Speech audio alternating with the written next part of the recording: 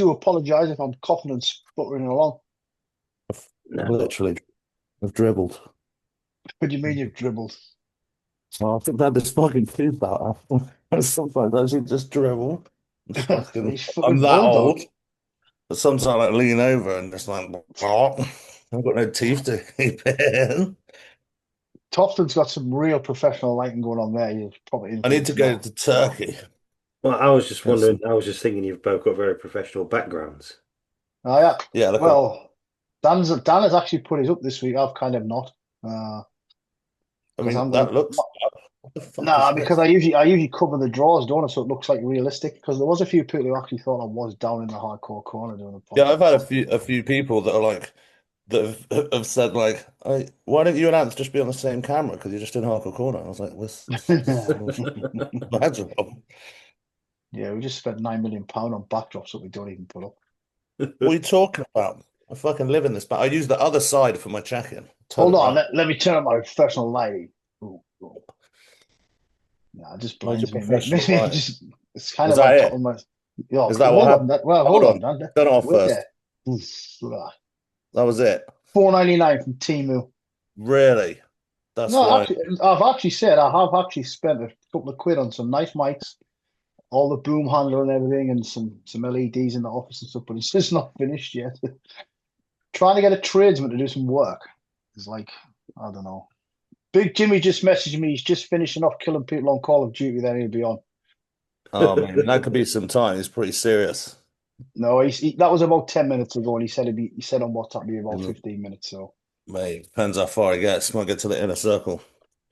I literally have no idea because I'm not a gamer anymore. I haven't been a gamer for like 20 years. What the fuck's Right, going on? Dan, you're still a gamer, aren't you? Yeah. I do a bit of gaying. Do a bit of gay. Yeah. Gaming. Oh, gaming. Right, yes, I do some of that as well. Are you a gamer, Matt? No, Nah. I got very obsessed with Call of Duty during lockdown, and then when the world went back to normal, I had to ban myself because I get obsessed with stuff too easy, and I end up spending a fortune and just wanting to be the best at it. And I had all this kit. Then I was like, oh, I need a better PC. That's why I'm shit. I need a better TV. I need a better and then I was going to bankrupt myself. You like playing like this? Have you seen all the pro gamers? They're like here, so that they don't get the lag from the distance For it fuck's takes, sake. the speed of light to hit their face. They actually like are like this. Yeah. So yeah, in the end, I thought, oh, I've got to give this up because I was going to bed at like 4 in the morning. Yeah, I That's not don't, optimal, man. It's not optimal for I, bodybuilding. yeah, I don't play around with like Call of Duty and stuff like that. There's like people are too good, and then then it becomes not fun because you're like pissed off. I was like, I want to have fun. I don't want to be annoying. Some 8-year-old be like, "Oh, fuck your dad," and then like teabag you whilst like dressed as Nicki Minaj or whatever they. I Yeah. don't know who you're playing online, Dan. Jesus Christ. Mate, they I did They remember, it. I make remember, it I all with remember it. nearly getting banned from Xbox Live because I threatened to kill some young kid because I couldn't like touch him on Tekken. Someone just low kicks you like non-stop.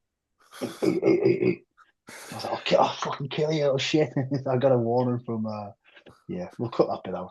Sorry. I did get banned from every Activision game ever created and that will be created in the future. Wait, Um, who's Activision again? Activision. Don't tell me that Activision is Activision in FIFA.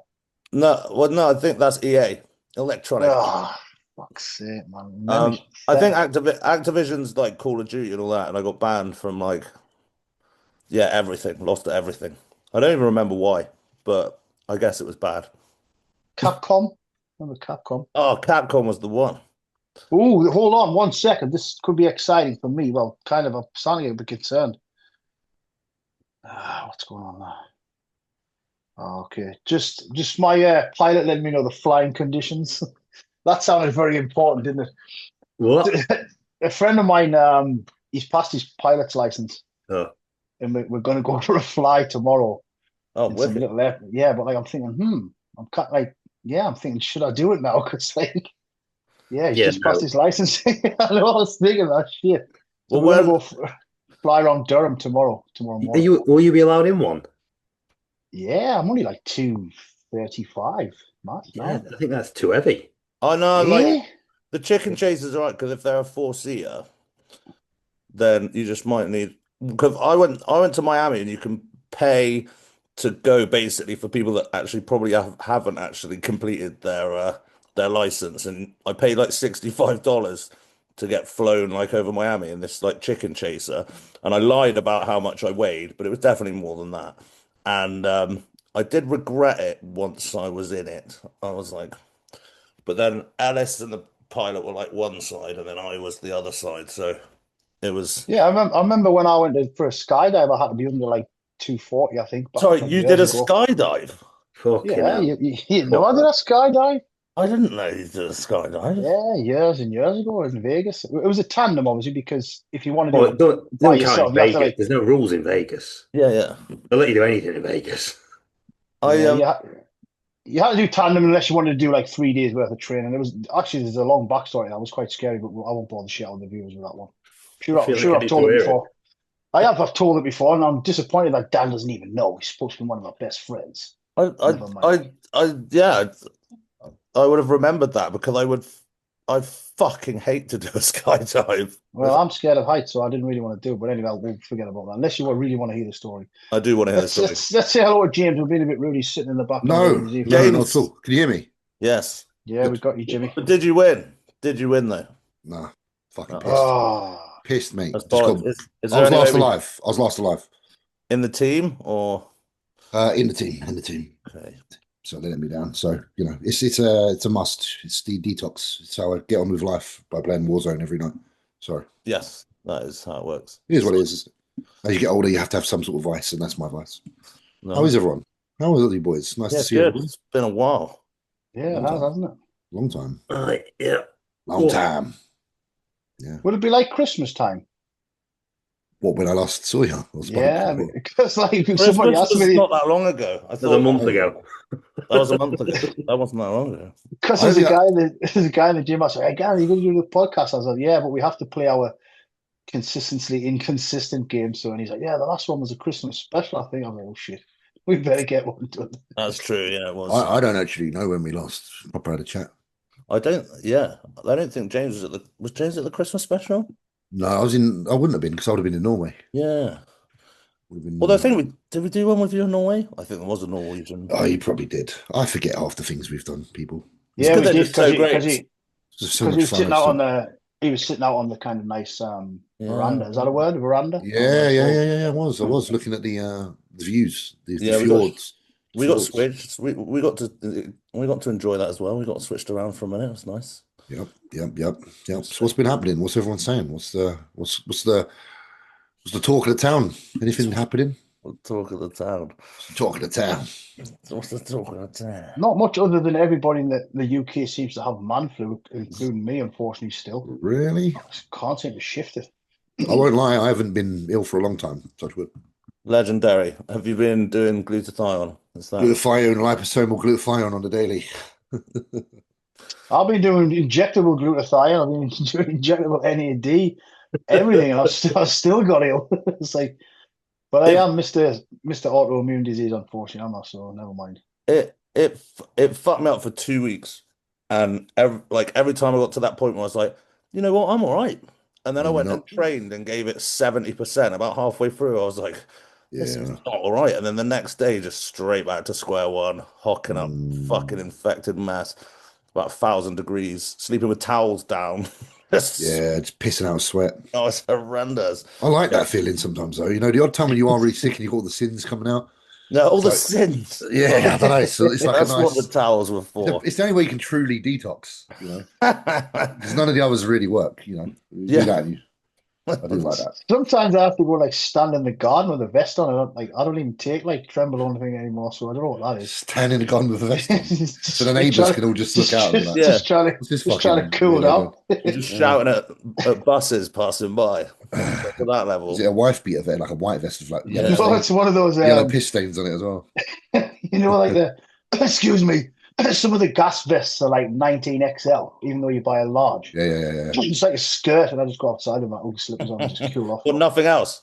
Just that. Yeah, because it's long enough to To You hide got the coverage. 15-inch slong.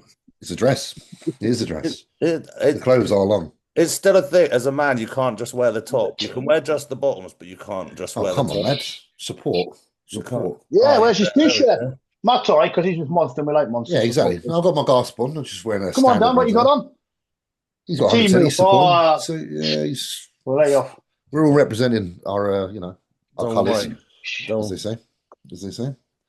Mate, nothing's Right. been really going on in bodybuilding lately, is there? There's nothing that fun going on. You notice that? We saw Kinda dry. Samson guest pose at £700. £700. I You saw know, something online because he was like, it was 340. Then somebody said he was 354, and someone said, "Oh, has he put like 14 pounds on in a week?" Yeah, there's some big weights being thrown around there, isn't He there? was 357 apparently. That guest pose I saw. Yeah, But you know, he's gained another £9. yeah. Good boy. Yeah, I mean, obviously he's fucking enormous. What was Big Ramy? In my head, Big Ramy was like 350 all height at like the maximum.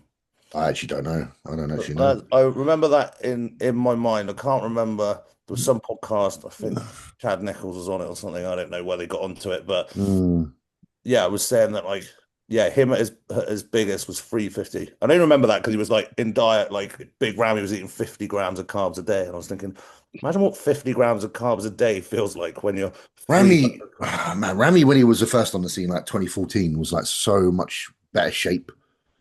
Like he had such a small waist and like a fucking crazy pop to his muscle. And then you know what? Obviously we all have to pile food in to do what we do. And I wonder if just over time the body just, the obliques and that just get a little bit tired of having all that fucking junk inside you. Because I feel like that's what happens with me. It's like I think it's just food, and then your obviously stomach muscles just like get weak because they're just like fuck off. I totally agree. I feel that like totally like off season. I have to go and do like kind of TVA like stretching to try and regain the control of it. But also just like sitting down. Everyone's like, you should sit like this. No one sits like that. No. Well, Matt Tofton's. We had this chat. Matt's the exact opposite. Matt's like too like. Everybody's internally rotated. He's just right, actually, like, Matt, you were mentioned actually, Matt, in my check-in, because apparently you lean too far in your front double, and so do I. What too right? Lean back, yeah. No, the other way, James. Oh, that one. Oh, come on, boys. Yeah, well, I always feel like I'm just stood up tall. Yeah.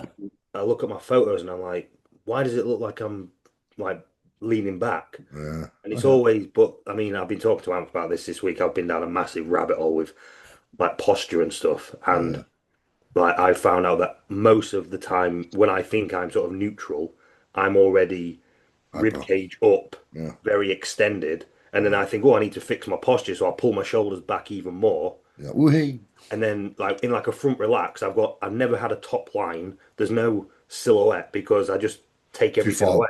Too far behind. 2D. And I think I'm just stood up tall. And actually, apparently, because I've got anterior tilt in my pelvis, and then rib cage points up, I lose everything. So now I'm doing loads of work, and all of a sudden my stomach's flat all the time rather than sticking out. Which mine was. But yeah, I mean, I think the whole, like, I don't think drugs cause distension. No, I don't think I definitely think it's one just. I mean, it's very difficult just holding things in all the time anyway. But when you've got that internal pressure of food round the clock, you want to train heavy hack squats and heavy squats, and you're pushing out. I think your body almost gets sort of like a muscle memory. It's like a balloon that just keeps stretching over time. It'll always go a bit more. And it either takes a lot of effort and consciousness to try and revert that, like stay tight all the time. And I think when you have an whole off season, it's most people try and address it 4 weeks out from stage, and it's sure. And it's probably no, I'm the same. No, I'm not. I'm not having it this year. Yeah, you did well last year. I did all year on it. And Ella sent me some videos of Dan doing in Rocky Balboa. He's hanging off the banister and fucking doing sit-ups and shit. Just do what Miller says to do and just wear a really tight Under Armour stretch top 24/7. then you've just got to keep it pulled in all the time. Just don't let your skin touch it. Yeah. I mean, I started wearing like a belt, like doing PT and stuff, like not to brace into it, but to like avoid it. Try and pull your stomach back, yeah. Like to try and like, so when I feel the pressure, it's like a reminder. I try and do it on my on my other days to like avoid the pressure rather than build it. But also, I think if I film my check-in, I always forget that like, well, don't forget, but you really don't think about it. The judges are like at your feet, aren't they, visually? So even if you are like straight on, they're still looking up. And so most of the photography you get from show day is obviously still at an That's why I really dislike those angled shots. I fucking hate them. They make everybody look shit. When someone tags me in one of them to share, like, I ain't sharing that. Yeah. Blocked. Even if it's like official photography, I ain't sharing that. Yeah. No. Well, I sent Anth some pictures. It was in my most muscular, and you'd message back to try lean forward, didn't you? And in that, I feel like, I'm very upright or slightly leant forward anyway. But the thing is, it's like my torso is probably facing forwards, but because my rib cage is actually up, and I've got, so some of me is facing forwards, and in my head, like even now when I've been doing the corrective work, at first I felt like I was really hunched, and I keep having to ask, and like, no, you just stood up, and I'm like, all right, I feel like I'm almost bent over. And I think because I've got quite well developed traps in my head, I treat my upper traps as my back. So if I'm laid on the floor, that's what I put in contact with the floor, thinking that's my upper back, and that's technically my neck. Yeah, because your traps stick out quite far, the actual lower traps, and then by pushing that, you flatten out, and then you're actually overextending. Yeah, so when I'm on like, I think I'm doing incline bench. Well, I am doing incline bench, but I think it's decline upper chest. It's actually a flat bench press. Yeah. Because I've just changed the angle that, the bench might be on an incline, but relative to my sternum and everything else, it's almost like a flat or a decline. So I've sort of missed out on years of upper chest development just by always flat pressing no matter where I am. So, but it's things to fix. It's things to look forward to fixing and changing. But it's more incline than doing flat. Because then flat super decline. Flat would have definitely been super decline. Yeah, but my flat is a super decline. Yeah. So pec minor. So shoulder press is incline. So there you go. Sorted. Yeah. So what happens when you're doing rear delts then, man? Are you actually doing like bicep curls? I don't know. So I'm just being stupid there. No, Can I just say something on the posing? Sorry, because I'll give like math posing advice. Dan, James, I always give you. The only reason I give posing advice is because I had such a terrible structure that I had to like really work really hard to hide everything. So when I see you guys who's got a better structure, like No. Fuck off. It's when you see guys also with terrible structures like us. Yeah. No, you can help us. No, I'm definitely not posing expert, but you see, obviously when Matt's kind of brought it up, I always just say like, you look like you're tilting back, and he must be like, oh, fuck off, Anthony, posing advice. No. But it turns out there was an issue there, so. I totally agree, and I find that when I'm on stage, you probably exaggerate the thing. Well, this on the fly, like, well, this is more of good, but actually, it's more of bad. Like, and when I'm like, like slumping, like aiming it forward, kind of almost like pulling a vacuum that I can't do. I feel like I'm fully like tilted forward, but then it doesn't look like that actually. But I mean, if you think if you're in a lineup, you know what it's like when someone steps half a yard in front of you. They look massive. So when you're in line and you do a front double bicep and you lean back, someone does one and leans forward, all of a sudden their arms look 2 inches bigger. Yeah. It's definitely something that I need to work on. And I had been, and then I sent this week's check and it was straight back. I could just see your triceps down and your penis and your checking. That was basically it. That was it. That's all it is. Just penis forward and biceps in the kitchen. Sorry for lowering the tone. So Big Jimmy's back in the 300 bills. I've been catching some of your posts, James. How's everything going? I'm not free. I'm 297. Oh, okay. I'm sure I saw it was £300 on Instagram, unless it was Zach who put that. Probably Zach trying to inflate me. So you'd be like, but what if you weighed yourself now? So same. Oh yeah, in the evening, yeah, of course. Yeah, but same.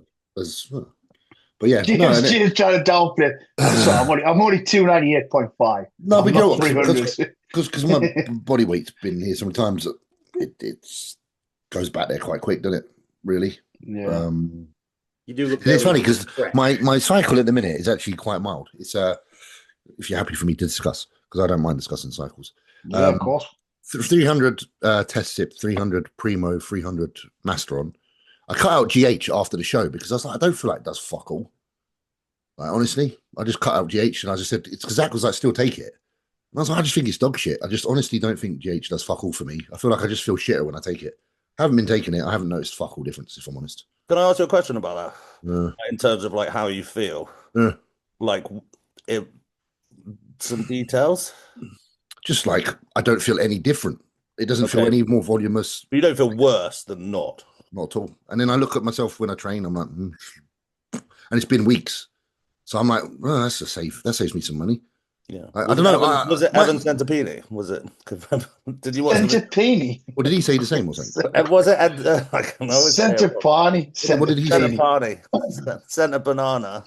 Sent a banana. What did Because he say? he was like saying he ran out GH and then just did like a show on like Test and Decker and it was like the best ever. And I honestly don't think it does fuck all. Like I think it might have in the initial. I'm not trying to listen. I'm not trying to be that guy causing arguments. Obviously, there's obviously muscular development that comes along the way, but I just don't know. I just feel like at a certain point you've got a certain amount of tissue. I think there's just other components that just attribute more towards your mental well-being and look. And of all the things I could pull away or keep in, that was the one that just seemed to be the least sensible. It just didn't make much sense. I feel a bit drier when I'm not on it, I suppose. I don't get, because obviously you do tend to get like this little bit of, most people would probably say a little bit of water retention, a minimal amount, not a lot, probably a couple of pounds. But I just thought the reason I came off is because like I find it quite difficult to get my blood pressure where I want it.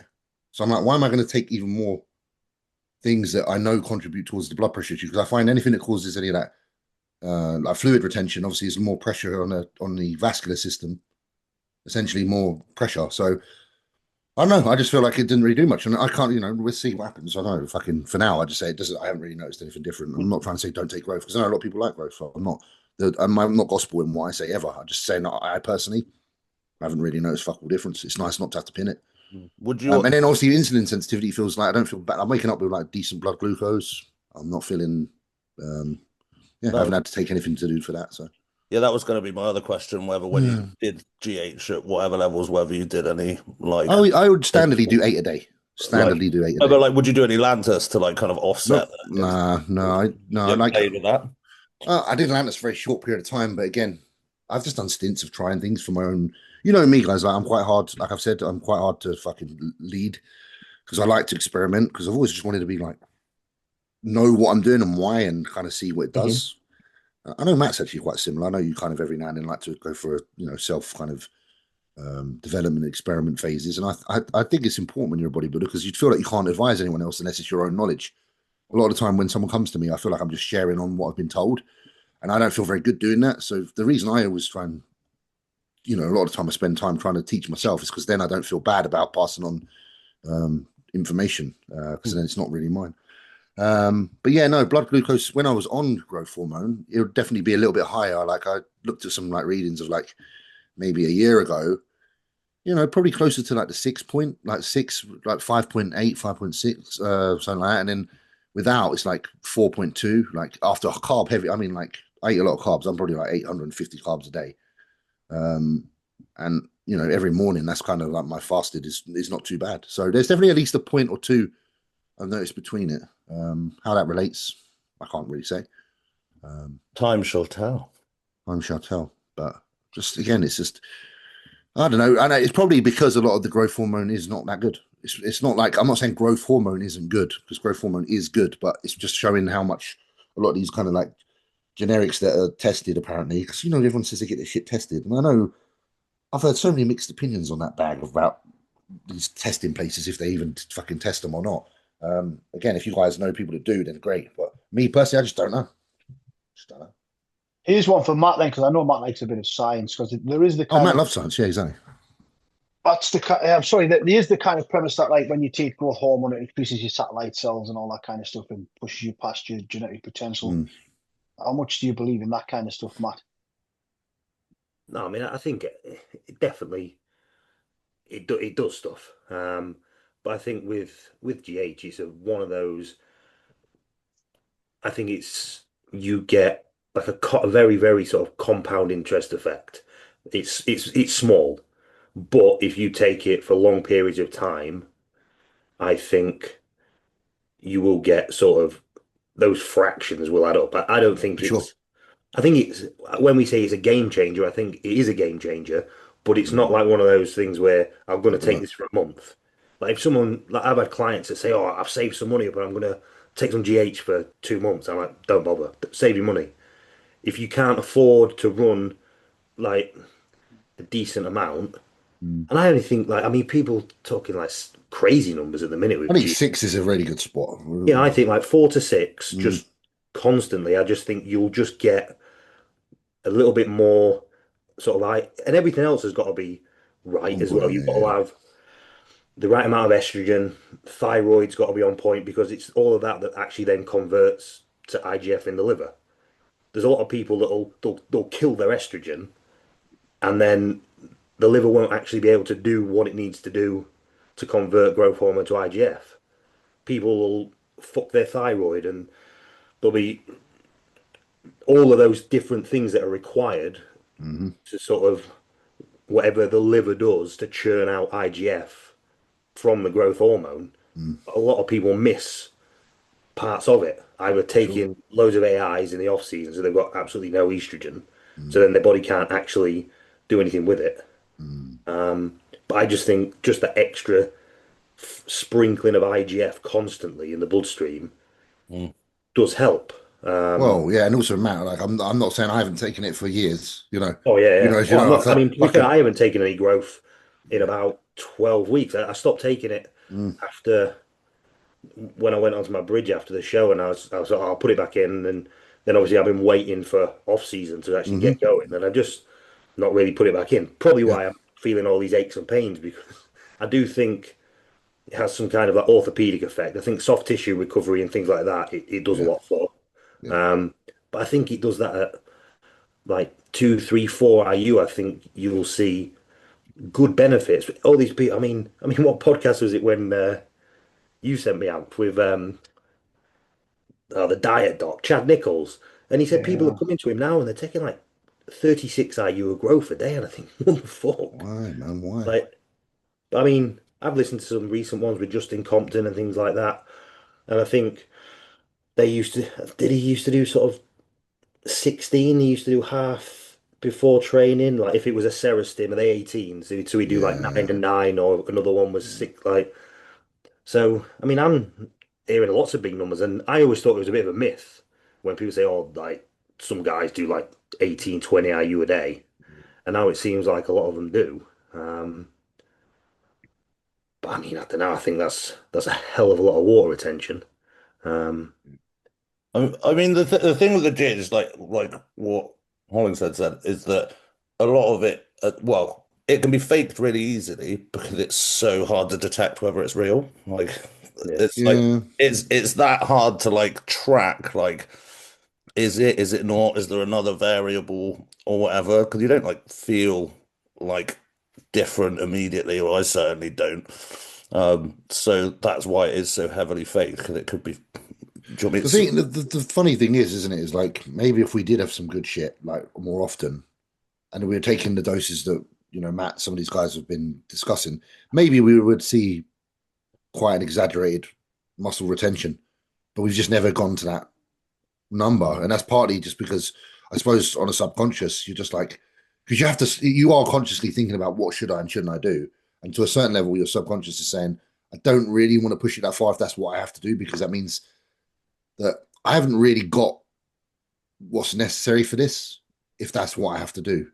Like if Yeah, I can no. take test Deca, 2 IUs, 4 IUs of GH, and I still feel like I'm fucking lagging behind everybody else, and I'm doing everything I can in my power to be as accurate as on point as I can in my bodybuilding, then that's when you got to kind of say to yourself, I don't know. And then there will be some, obviously, that are like, you know what I can do is I can turn up that dial, and all power to them. I'm not going to say don't do that. I've just never really thought that to do that. Like, I've never really thought, oh, you know what, I could crank that one right up and see what happens. I just consciously think what's going to fucking happen. Well, even just on a financial like basis, even if like generic, like we're talking like still hundreds and hundreds of £100 a pounds. week, like at least. Like, did you see that podcast with that Serge? Was it him who did fucking 700 IU in a week? Yeah, he did 100 a day for a week, he said. Yeah, like, what the fuck? Yeah, he's mental. But he looks like he's done it, doesn't he? That's the thing. Like, that's Yeah, what I'm trying to say. like, That's what I'm trying to say. Like, damn, that he's the one that won France. Like, the way he looks and how much he's grown, is that just purely genetic, or is that extreme exposure? I don't know what the fuck that is, or is it both? You know, because he's a freak, and I'm not taking. He trains hard and does his shit. He's a nice guy. He's brilliant, and he's all about bodybuilding. I'm just curious as what is the thing that gets you from where he was to where he is, because he's an exceptional example of extreme muscle growth, like beyond majority of people who've been doing this for years. But I mean, I think there could be a chance that 700 IU did absolutely fuck all. Yeah, it's just because like if he didn't do that, he would look exactly like he did now. What can your body do with all the excess? Like, can it process it? I don't think he does anything like. I mean, I was talking to Broderick about it, and he was talking. It was Paul Borison used to like the sort of higher spikes. Yeah. He prefers sort of like taking all your weekly GH in one day, thinking that you used to. But I just don't think. I don't think it works. A lot of people used to. We've had those conversations before about the whole older sort of approach to the whole HGH. A lot of it was like these bigger spikes, like you say. I remember Dorian telling me back in the day he used to do like the every other day thing to try and mimic kind of the growth spurts as growth, and stuff. I mean, how old are you now, James? Sorry. How old do you think I am? Oh, at least 33 now. That's kind. How old do you think, Dan? 36. Matt, what do you reckon this old faces? You must. Oh, I know, because you're the same age as me. So he already knows. Yeah, I'm 36, 37 next month. Yeah, I was just thinking like you guys are still on the younger side. So I was cheating. I just knew. Maybe you just have like you still have like some naturally high GH levels going on there. Maybe the one way to tell you if any GH is real, send it to me, and I will take like one IU, and it sends my blood sugar through the fucking roof. Yeah. I try to take I'll be messing around on some TRT and a few peptides and stuff, trying to get a little bit more healthier and all that kind of thing. Yeah. And I thought, right, I'm going to try like one IU GH before bed. And I have been struggling with like dawn phenomenon blood sugar spikes anyway, but literally the next day, just from one IU of it's real simplex. It is actually real. It's from the hospital type because there's loads of simplex shit wasn't there going around for a while. But other than the Norditropins of simplex, yeah, is that one? Yeah. I mean, I just literally could not get my blood sugar down the whole next day. Just constantly, just will not come down. So if you want to save some money on some lab analysis, just send it down. I'll just test it halfway. That elevated blood sugar is just such a not a very nice feeling, is it? No matter whether you're diabetic or not, like you can feel it as a bodybuilder when you're. I personally know when my carbohydrates are just too high or my meals are too compact or too close together, and there's just no that blood sugar just remains escalated for the majority of the day, and it just feels shit. So I can only imagine how that feels in your situation. Yeah, you just feel like you're constantly like got like a little bit of a hangover, and you've got like a dry mouth, and like just tired and shit, and you can't get a pump. But yeah, I cannot touch GH at all. I mean, the last time I competed years ago, I managed to take like 1 to 2 IU. The last 5 weeks or so when I was like really, really lean. Really lean, yeah. But like the insulin sensitivity has to be through the roof for me to do it. And I've spoken to all the diabetics the same as well. I've got a friend in Sweden. Yeah. He was managing to do like 1 IU and keep control of stuff. Even just bumping it to like 2 IU. Like blood sugar through the roof. But again, obviously that is a diabetic thing, but it obviously is having some impact on your blood sugar as a normal person as well. Yeah. So I can't imagine what these guys who were doing like 36 IUs a day and stuff. It must be. Like they must just be doing loads of. I mean, the thing is now if you do really high GH and do high insulin, really high, insulin. I assume they were doing like, Nova Rapid with meals, fucking Lantus in the morning, and then like the GH in between, just as and when, just whenever you can fill it in. Fucking 3 grams of berberine for every meal. every meal, Vanadil metformin before bed. sulfate. Fucking Yeah. everything. I mean, what did I come across the other day was Tom Hames saying that he did 200 IU of Lantus a day. Yeah, Oh, Tom's yeah, done I some saw odd that. stuff when he says it. Yeah, And they were comparing the in high Greece. doses. I was just like, what? What? Yeah, One thing I did notice on GH without sounding like a bit of a homo, even like when I said I took like the 1 to 2 IU like leading up to the contest, whether my nails would grow real fast, my Yeah, hair where it did grow, it would grow. Even like when I was like getting washed, I feel like my skin kind of like it just felt different. So there's some turnover going on there, like therapeutic. wise Yeah, or whatever. Yeah, yeah. I've actually Yeah. noticed from that GHKCU copper. To be honest, I'm not comparing it to GH at all. A lot of people say that. A few people say like, yeah, have you had any Botox? I was like, hey, no, just I have 2.5 got the IU. compliments about my skin. Yes. So Thoroughbred Labs and 15. it does something. Everyone's like, Yeah, oh, definitely. you've got Definitely. less wrinkles. I'm like, thanks. Yeah, Yeah, I thought it was just a light map, but it's obviously you just look like Nah, you've been on This the is I'm, Botox. I'm currently sat in the dark. This is just my glow. Glowing skin from the glow blend. self-producing glow. You've become an egg. It's beautiful. Have you been experimenting with any peptides at all, James, or have you not bothered going down that I route? did a little reta stint, didn't I, last year? Just because my friend had some, and I was like, I'll give it a go and try and see what I think. And I didn't use it for the appetite part because that's not really a problem. I was using it for so-called health benefits, really. You know, like Yeah, what I will say, like we said, fatty liver and stuff like that. My Yeah. liver's, I don't know why I gave a fuck because my liver and kidneys on every bloods I've ever done or every test are absolutely impeccable. So I don't know what I'm expecting to do with my liver, like with using retatrutide, but I thought, fuck it, I'll just give it a go. Thought like give it like take it into that negative zone, you know, beyond healthy. yeah, fucking super liver. Super liver, but no, I didn't really. I feel like I got pretty nice and lean, but I do think you get muscle loss. Yeah. I think that whether that's a combination of other aspects, but a few people did mention that muscle wastage could be a part of long-term retatrutide use. I don't think it's really discussed that much, but I definitely think my muscles started to like be a little bit different, a little bit like stringier, and obviously there's so many factors that could contribute to that during the preps that I've done, like things that throw in, like you say, AIs or whatever the fuck. But the one thing that was different than most preps I've done before was certainly the inclusion of that. So I just wonder if my performance in the gym was affected by it, or if my absorption of food was affected by it. So something that it didn't allow for my physique to remain as poppy. Mm. I think you get lean real easy, but then I think you struggle to stay as alive looking as without personally. But then again, I don't know why that would be. I can't pinpoint why.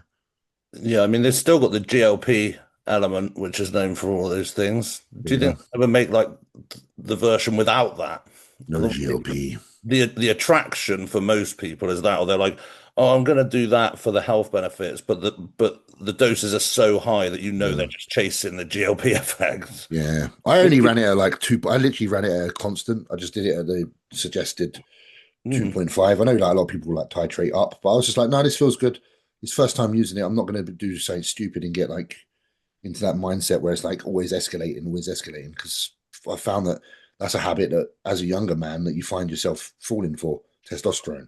Okay, I do a cycle 500 next time, 750 next time, 1000, and it's just like this natural progression, which I don't always think is needed in some things that you're using or doing, because there's other things you can progress. You can always progress your nutrition. You can always progress your training. And don't get me wrong, you can progress your anabolics and your gear as well. But I mean, not to the point where I was just like, oh, just because let's just crank up the dial. Because you run out of space, you run out of place, and then you end up being at the end of the road before you've even begun. You know. Yeah. So. I have been using some just for the insulin sensitivity thing. Well, this is what it's meant to be. This is for diabetics. It's perfect from my understanding. And it has lowered my basal, because obviously I got to take a basal insulin for the liver insulin, what the liver dumps out and stuff, and my mealtime insulin, and it's down by about 50% to be fair. Yeah. Fucking awesome. The other thing that was good about it is it also has a really positive effect on cholesterol as well. Yeah, that's one reason why I'm using it as well, because as a diabetic, your HDL and your LDL, it raises your LDL and lowers it like directly. So you get this. I'm interested to see what the blood work says actually. See what comes back. Yeah, yeah. Yeah, I mean, I didn't get any of the appetite suppressing effects. I Mm. actually ended up needing more food. And that might have been sort of if James sort of felt flatter on it, it might have been the Yeah. fact that So then you knew you he were. might have possibly needed more carbohydrates to actually sort of equal. I mean, I've never ever done a prep where I've literally ate 900 grams of carbs a day Yeah, every day yeah, and was losing weight. We tried high day once, and he was like, "Oh, well, we best do that again." And then every day just became high day yeah. because my body was just churning through food. Um, but I mean, glucose disposal means it actually uses the glucose. It doesn't get rid It of doesn't like dump it. It just partitions better. yeah, like so your nutrient partitioning becomes better. So you Yeah, actually more carbohydrates should go into yeah. the muscle cell. Um, but I never Yeah, had. unless you were running like really high blood glucose numbers, then no, it's not dumping the carbs, is it really? Yeah, I mean, I had no appetite numbing effects whatsoever. Like I said, I did a whole prep on nearly 1,000 grams of carbs and could yeah. just eat. What I did feel was I felt it sort of rewired me. There was no desire to eat shit food. Yes, Any yes. Yeah. anything on plan like rice pudding, potato, I just give me all of it. But the thought of sort of like oh pizza or it actually sort of turned me off to even the thought of shit food. Um, Yeah.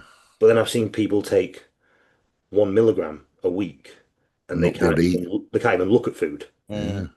Um, I wonder if that's just like a lot of it's to do with obviously the the size of the individual, body weight, the body mass and metabolic thing, everything to do with basically the nature of the human that's taking that in. If it's a small lady who's weighs, I don't know, 45 kilograms bikini bird, yeah, obviously then that 1 milligram dose is definitely going to have more of a, I would assume, stronger effect on her smaller body. I mean, I don't even know if it's sort of like a mindset thing. Like Mm, if I just didn't eat food all day, I might have coped fine. yes, yes, But yes. I But had a you plan. weren't, I had a yeah, plan. yeah, So, and it's my job to execute the plan. So yeah, I could do that. Whereas if someone sort of eats intuitively on it, then they just don't end up eating. And I think that's where the muscle loss comes in. But I don't really think yeah. all of these negative effects that people got on the Munjaro Mm, and stuff. I don't think it's the drug. yeah. I think it's what happens when you're By, deficient a in stuff. byproduct, yeah, Like people like losing their eyesight. Yeah, if you don't eat food for months, you're probably gonna yeah, yeah, it have could be great that. eyeballs. I I did don't see think. one guy one guy on Instagram like literally weighed like he looked like he weighed about 150. He said he was doing 20 milligrams a week. Sorry, he took 20 milligram in one. He was doing like the single dose or 20 milligram for the week. Yeah, yeah, yeah. 20 milligrams of Relatune. That's quite a lot, Like, man. what the fuck? Like, That's that's 10 times. crazy. That's 10 times like the starting kind of. Yeah. Yeah. And then there's So yeah, there's a lot of evidence on it now not to do the micro dosing, isn't there? Mm. yeah. People started doing it. I think a lot of the time it's when Nick Walker says something because people listen to Nick a lot. I think like because he was microdosing it, and then I just noticed like a week later everyone's saying the same thing. I feel like Nick has a lot of. He's quite a powerful individual in the industry without really trying to be. Like people just copy him, and I think because he was doing the old, I don't know what he was doing, one splitting it a couple of times a week or whatever, and then I just noticed everybody started doing that. And I won't lie, like the whole Red Tutor thing, I obviously it stood out to me more also because he was talking about it. So even the influence he has works on individuals like me. But I've just heard that the microdosing doesn't. It doesn't. There's the point. There's a reason it is a one a week dose essentially. I microdose, but How did you find it to be the like? reason I microdose was because I was trying to avoid the appetite numbing. So I think Yeah. So if then that you're might be like a normal person that wants the actual effects of then. retatrutide, you do that one bolus dose, and I think initially you get that spike that numbs your Yeah, appetite, and then it probably tapers off a little bit. Then you yeah, do another one. Whereas because in my head I was like, I want the other parts, yeah. not the appetite. So I thought I'll microdose and just let it build very, very slowly. Hmm. Um, and then like I say, then I took my dose up and it never hit me. Suppose it's But like gear with blood plasma, isn't it? Like you just It's better, you know, microdose it, you get less elevation. Like eventually on microdosing, you're still going to get to that same peak Just plasma. without noticing the sides kind of kick through. And the side effect, essentially, even though it's an effect, is like you say, it's a side effect to you when you don't want it. Yeah. So I was sort of actively trying to avoid the appetite. So that was my logic for, and that's sort of, if I tell client as bodybuilders, I don't think we want, unless you are in prep, but I think as bodybuilders, we can deal with hunger. Well, we can't let bodybuilding turn into like an everybody sport. Yeah. It shouldn't be for everybody, because there's meant to be a division between people that have got what it takes and people that haven't. Like anything in the world. And that's the difference between now and yesteryear, is that most people would start this and there was nothing to hold their hand, you know, without me being a cunt. And then most people would go turn their nose and go, okay, it's not for me. But now everyone's like insists on it's for them, because there's all these little tricks of the trade coming through, making everything a lot more inclusive. Yeah, it's not meant to be inclusive, man. It should. Back in the, like, again, we do this all the time. Every time I'm on it, sound like a fucking broke a record. But back in the day, mate, going to the gym, there's only like 3 fucking bodybuilders in there because they actually want it. And there was no fucking, they didn't care if, all they cared about was being able to afford to have a roof over their head and a few trophies. And that was it. That was all that was the vision. And I remember having that vision, walking past like a little masonette, thinking, mate, if one day I can have a masonette and a British title in there, I'm fucking well happy. You know, those are the days. But, yeah, I saw you. Was it today you posted about the Traded Kings and stuff, James? oh, mate, yeah. The fire that you get because from being in those environments. I used to love that shit. There's a lack of that now because there's so many gyms open. And they kind of carry a certain... Yeah. They're more generic. And I'm not, you know, gym business, you own gyms. It's important to have a business that flourishes and pays the bills and build something you love. It's just very hard to find gyms that I feel like that give you that kind of energy. That was, whether it was because I was just a younger man, I felt like it's just a very competitive feeling. Because again, a lot of guys back there weren't even bodybuilders; they just trained fucking hard. And I just, you know, I suppose now we live in a time where everything's been filmed for TikTok or Instagram, and it's kind of like the authenticity behind it is a little bit nullified. Which can I ask you this, James? Yeah, sure.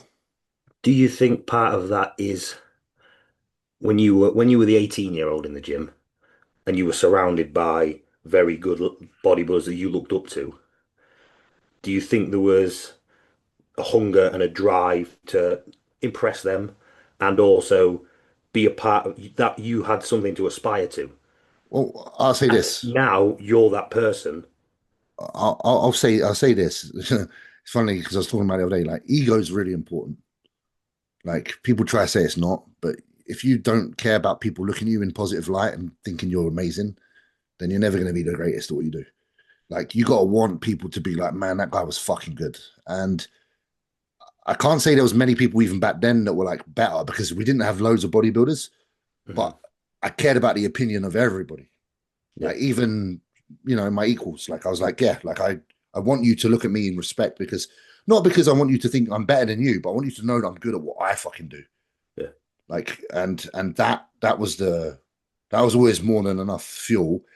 Now I'm just noticing that when I go to a gym, that everybody's so self-centered and so about themselves, and they all believe they're the best already, that energy doesn't carry no more, because people are very arrogant now. Without the credentials to be arrogant, because without trying to be an arsehole to the people that are potentially listening, but someone could have 500,000 followers but hasn't really done what we've done in bodybuilding, but the world doesn't care, because the world only cares about if you're getting the clicks on your content and if you make people smile. I don't know, you know, just basically get people's attention.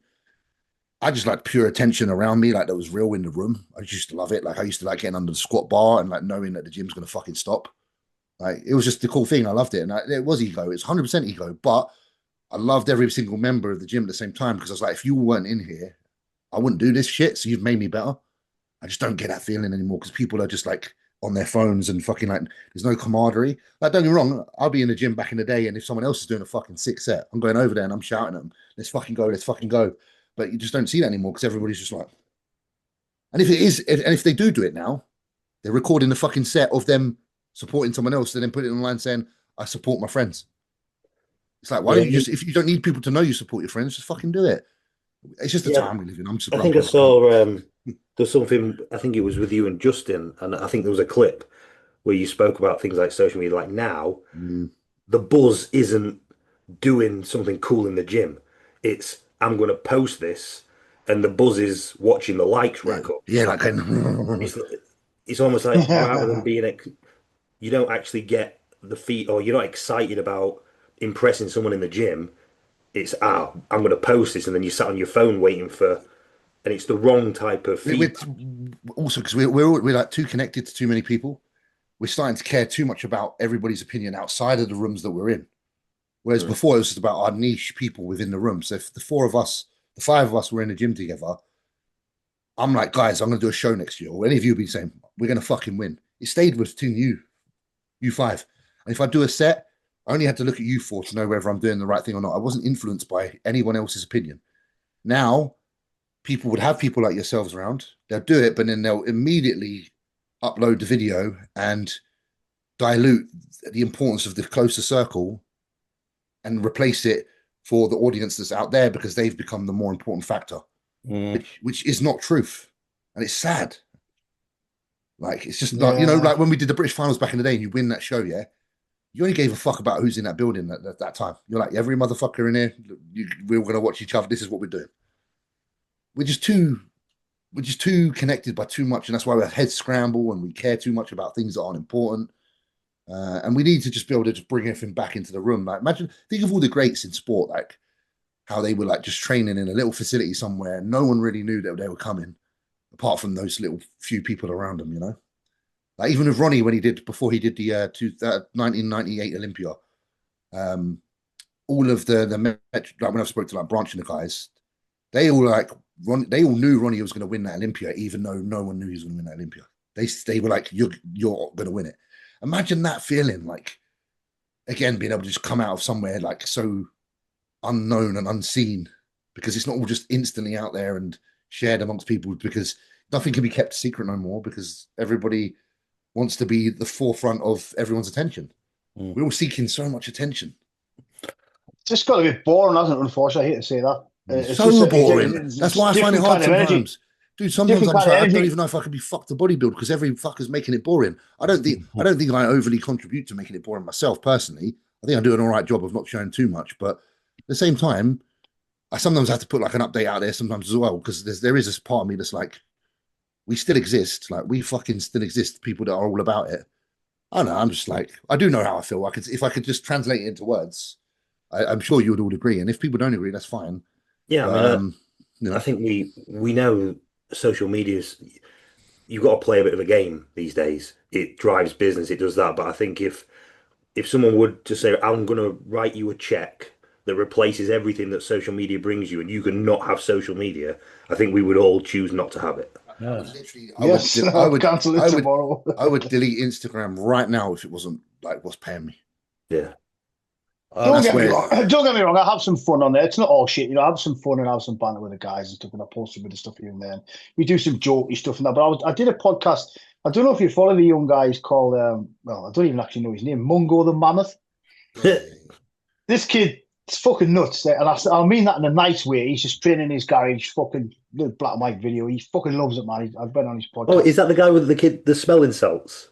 And he screams at himself and it's fucking you can tell he just fucking loves it, man. And it's rare to see, especially in the younger guys now. Hence me going on his podcast and having a chat with him and just giving him a bit of encouragement.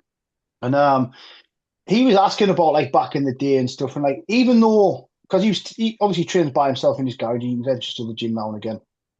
But I think even though I would never speak to anybody while I was training, like when I was properly in the serious like body, I still take it serious, but you know what I mean, when I was competing and stuff. Even though I wouldn't speak to anybody, that energy's still around you. Like it's just different now. It is a bit different. Well, that's the thing about social media. It's like you said, we're connected to everyone. We're not actually connected to them. That's the thing. Is that there is no energy transfer. There's no actual. Yeah, it's a very. It's a false positive, isn't it?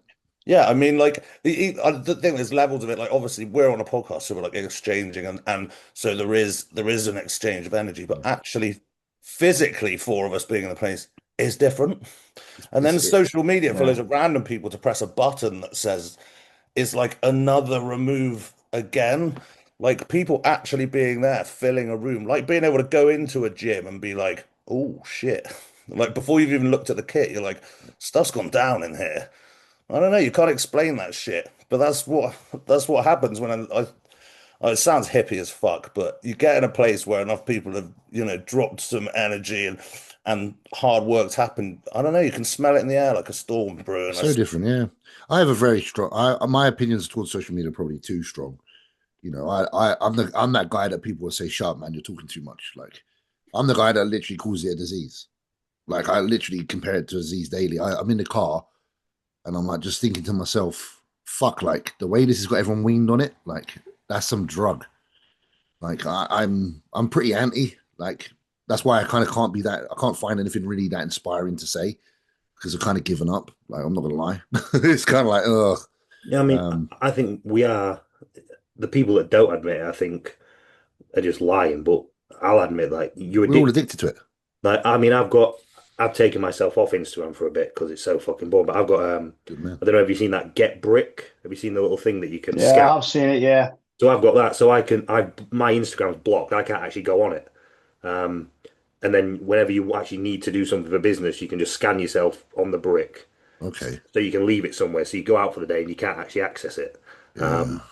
But I mean, in the past, like when I deleted the Instagram app, I opened my phone and my thumb Ghosted.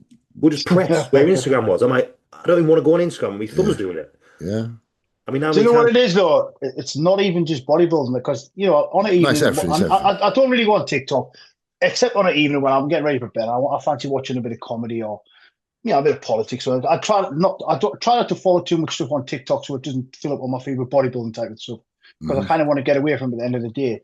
And sometimes I'm watching it and I'm like, thinking like, fucking Jesus, like there's some guy in his kitchen like with his shirt off, like dancing and stuff. I think, is this what life is now? Like, it's fucking weird. Like, I'm watching. I think, why am I watching it? I'm watching it in a little bit of disbelief. Is like, this is how people live their life now, or is it me just being a boring fucker and saying, hey, this guy's having fun, or is it just a bit weird? No, it's weird. It's weird. It's fucking weird. Bizarre. It's weird that the majority of the population wakes up every day and feels the need to film themselves to Yeah. show something to people in order to get likes.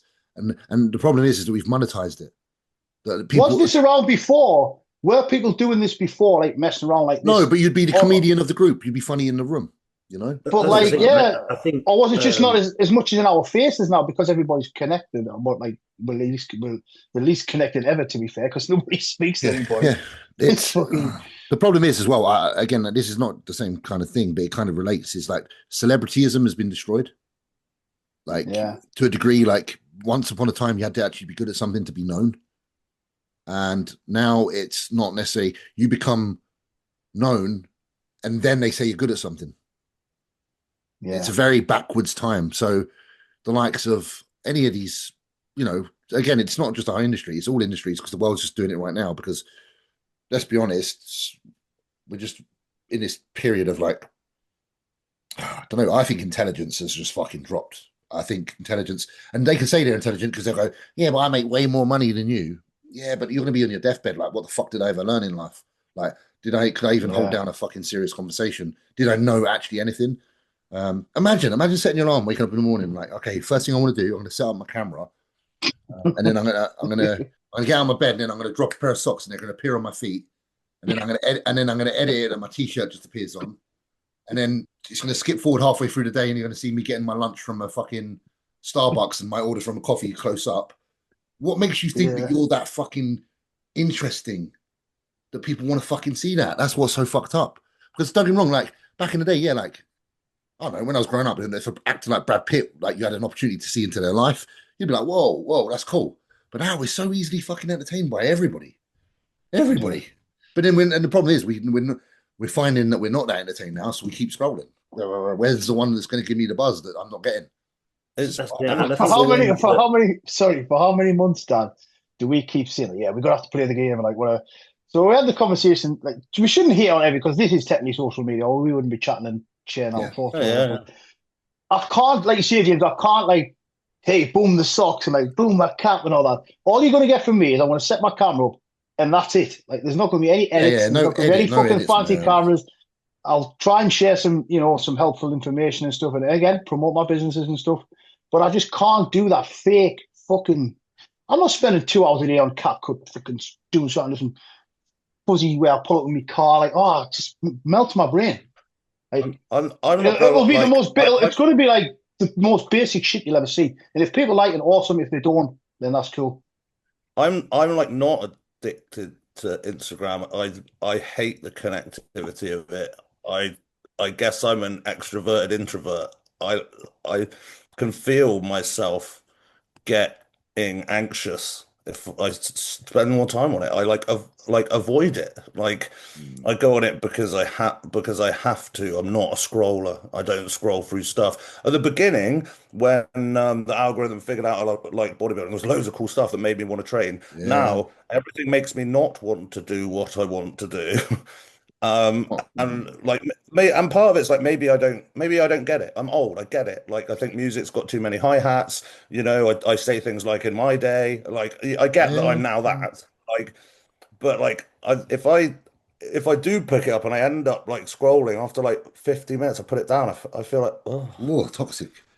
Oh, it's so like easy. It's so easy to moan about, and it's like, yeah, it's so easy to moan about. but it's My the thing, same with music as well. it's shit now. It's shit now. But even though the music is like shit, it's like where's the megastars? Because they'd rather It's too churn out many. It's too many You'd as rather well. churn out 10 Yeah.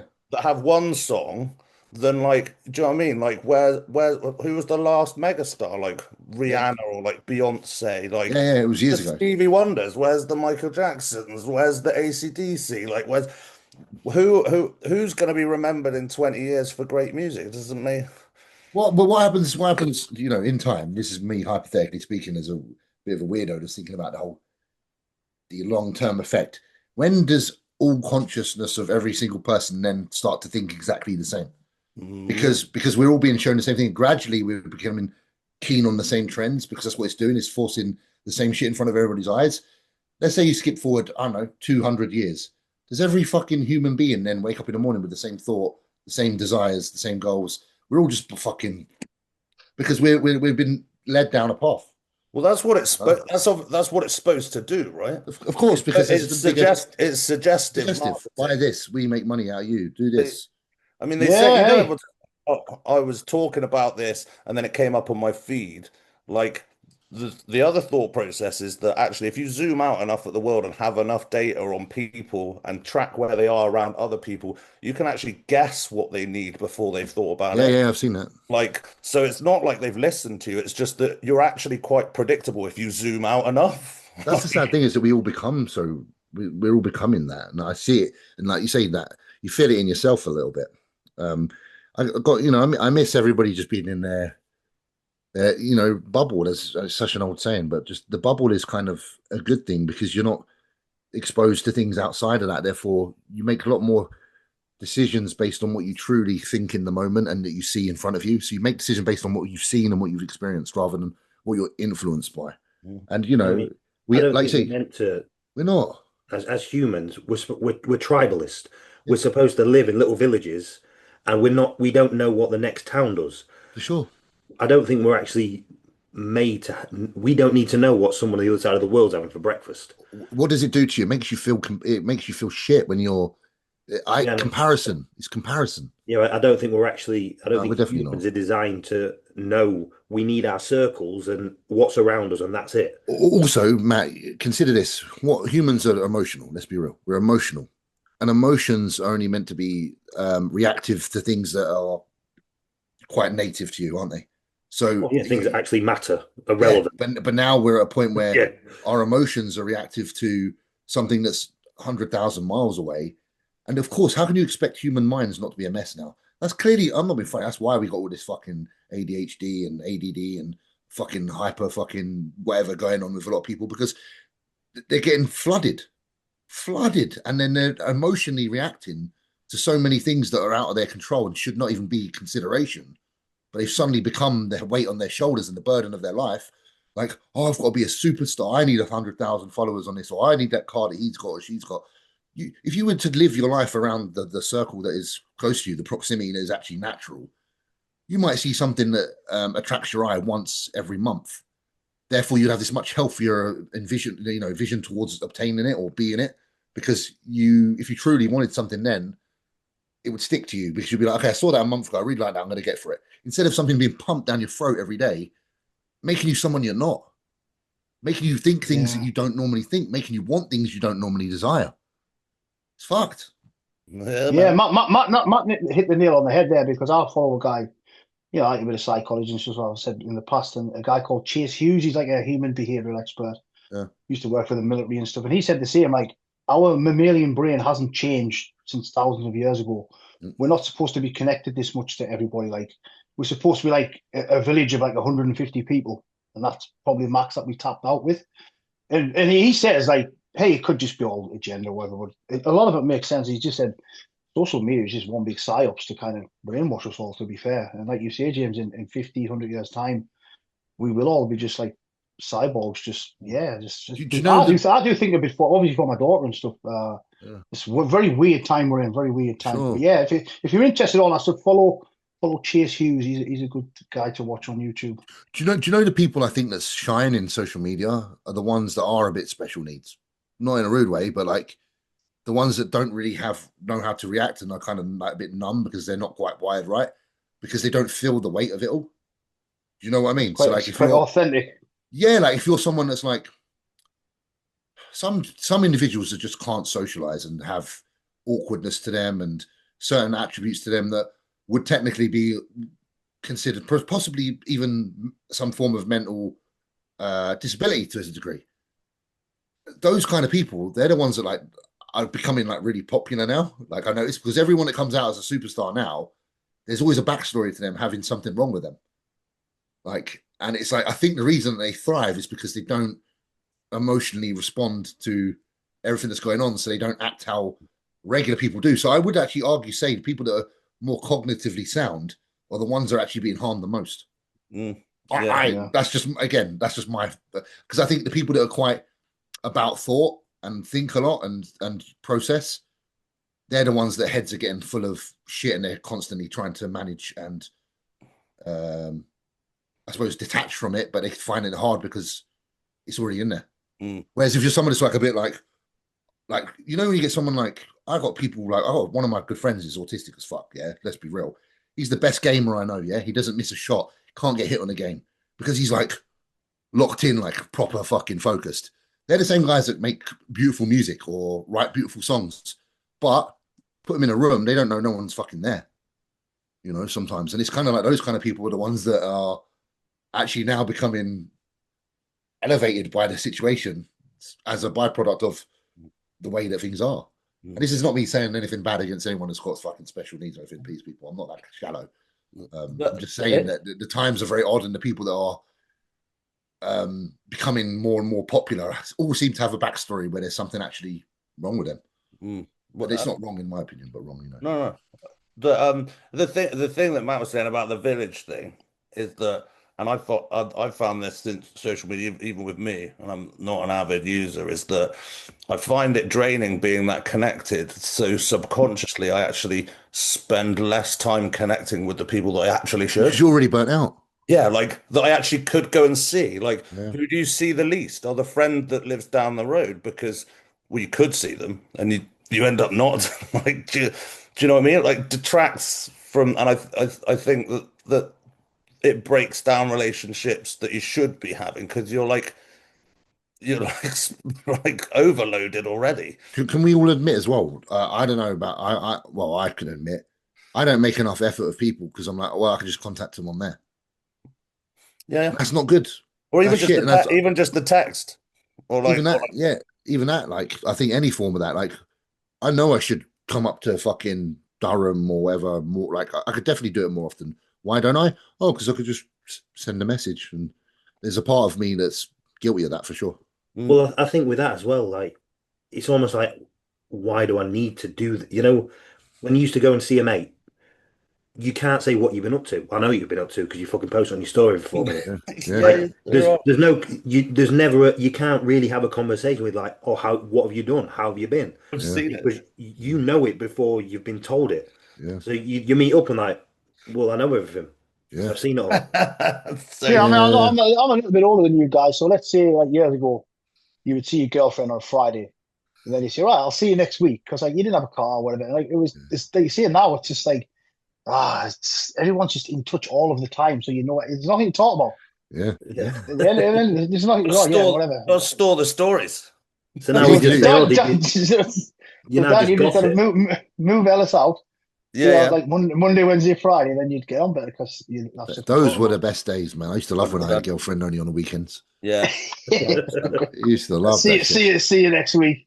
Yeah. You didn't have a phone or anything, did you? You couldn't send like a picture or some shit. Or God, I sound so old.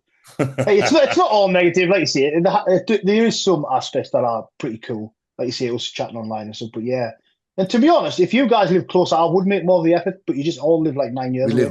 I've been trying to get them matched in for the last, because I have my daughter every other weekend, and like generally the weekends I don't have her catching up on work stuff. So I've had to cancel 3 times a match. So I'm sorry about that, Matt. We will get three going on points. But yeah, I mean, try and get there before the Arnold, but that's like round the corner, isn't it? That's not even for long now, is it? Yeah. What are you lot doing over that weekend? Are you actually going to head down that way, or? I'm gonna go. Yeah, I think the plan is I'll speak to Leroy actually. So and Matt Lacey, I think we're going to go stay not in the middle of Birmingham because it was just like mental last time. Yeah. Wasn't it like Gay Pride weekend or something? Dan, I can't remember now. It was all popping off. Nothing against gays, but it was too busy. So I think we're going to stay at like Coventry or somewhere. I think Matt wants to stay there. Yeah. We're going to go down the Friday, train at Dino's. I've already spoke to Dino and said we'd pop in there to train on the Friday. I'll come there. I should go down on the Friday then, because it's only like 50 minutes from me, Dino's. Who are you going with then, James? Is ESN there? I need to speak to one of the managers actually, because I did say I'm interested. If you've got something going on, I'm happy to be there. So yeah, so we're going to go the Friday, train at Dino's, I think. And then on the Saturday, we'll probably just go to the Expo for like 15 minutes. I shouldn't say that. 15 minutes, man. Yeah. Do a few fist bumps. And then I think we're going to head to Leroy's man cave, I think, on the evening for a cigars, I think. Yeah. Get smashed. Yeah, we'll get you some of that vape, James, what you like. That you like. I was fucked. I was ruined on that, mate. 2 puffs, I was fucking travelling through wormholes. That was fucked. Oh, mate, never had that. Yeah, I thought you were going to like break Yannick's hand in the back of the car. Dude, I thought I was dying, mate. I could feel my cells, every single molecule in my body vibrating inwards towards my chest, and I thought as soon as the last molecule, I was like, as soon as the last molecule vibrates, that's me. I'm done. Time's up. So I could feel it like going, and I was like, nah, it's getting closer to my chest. It was fucked. I literally, I don't know what the fuck was in that, mate. That wasn't no fucking regular fucking vape. That was a great description. Fucking mate, honestly, it was, if you watch the beginning of Transformers the movie, the cartoon one, when they go through the O, if you watch the beginning of Transformers the movie, you watch when they go through the O, it's got all these fucking lights and colours. That was exactly what the fuck that little truck was doing. We were in. Yeah, honestly, I felt really bad because I'm like, fuck, I've like ruined his night now. Man, I was like, just have water. He went, yeah, like bush too. I was like, oh shit. These boys, mate. I was so fucked. I was holding Yannicka's hand in the back of the truck. I was trying to, and they know the story. It's a spit boy for them, but I was literally trying to do Morse code on her hand because I had no power. So I was like, in my head was saying I was saying something. So I was like saying shit like, oh, I need you to keep me here, keep me alive, keep me here. And I don't even know what the fuck I was doing. I was going, oh, like I'm monging in the back. And I think Bailey fucking, obviously, he was just turning around looking at me. He's like, you all right, mate? And I'm like, I was gone. I was gone. It literally happened that quick. It happened that quick. The treehouse. You went back to the treehouse and ate like all the cookies. I was like, wherever the cookies are.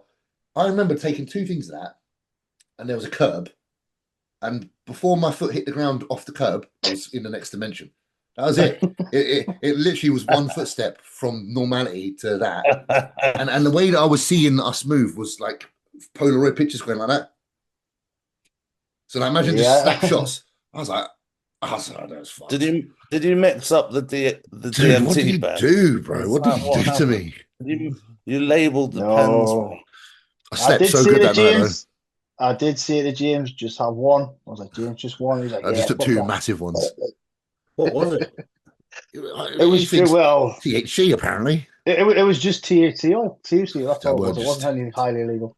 Dude, I know that's laced with some fucking shit, I tell you. Definitely spice. There was loads of THC. God. Spice. Yeah. Spice. Anyway, I made it out alive. So it's okay. Speaking of the Arnold, who's going to win the Arnold? I don't even know who's in the Probably Arnold. I should Andrew, know bro. this. No, Huddy. Well, Yeah. Huddy on Andrew, innit? It's Huddy on Andrew, in my opinion. Is Harry definitely in then? Yeah, he hasn't been kind I of. believe so. Chopped off or anything. Thing is, I look at Andrew like in a way that I think Andrew's got loads of momentum, and momentum in bodybuilding is very, very important. People want him to. I think he's got a big fan base at the minute. Coming off that last Olympia, you know, third, beating Samson, and that I think a lot of people will like kind of expect him to do. I don't know what your thoughts are, boys. Matt, you've got strong opinions on bodybuilding. I know you've got a good eye. So, what do you think? Yeah, I mean, I think the judges are sort of dictating how bodybuilding's seen.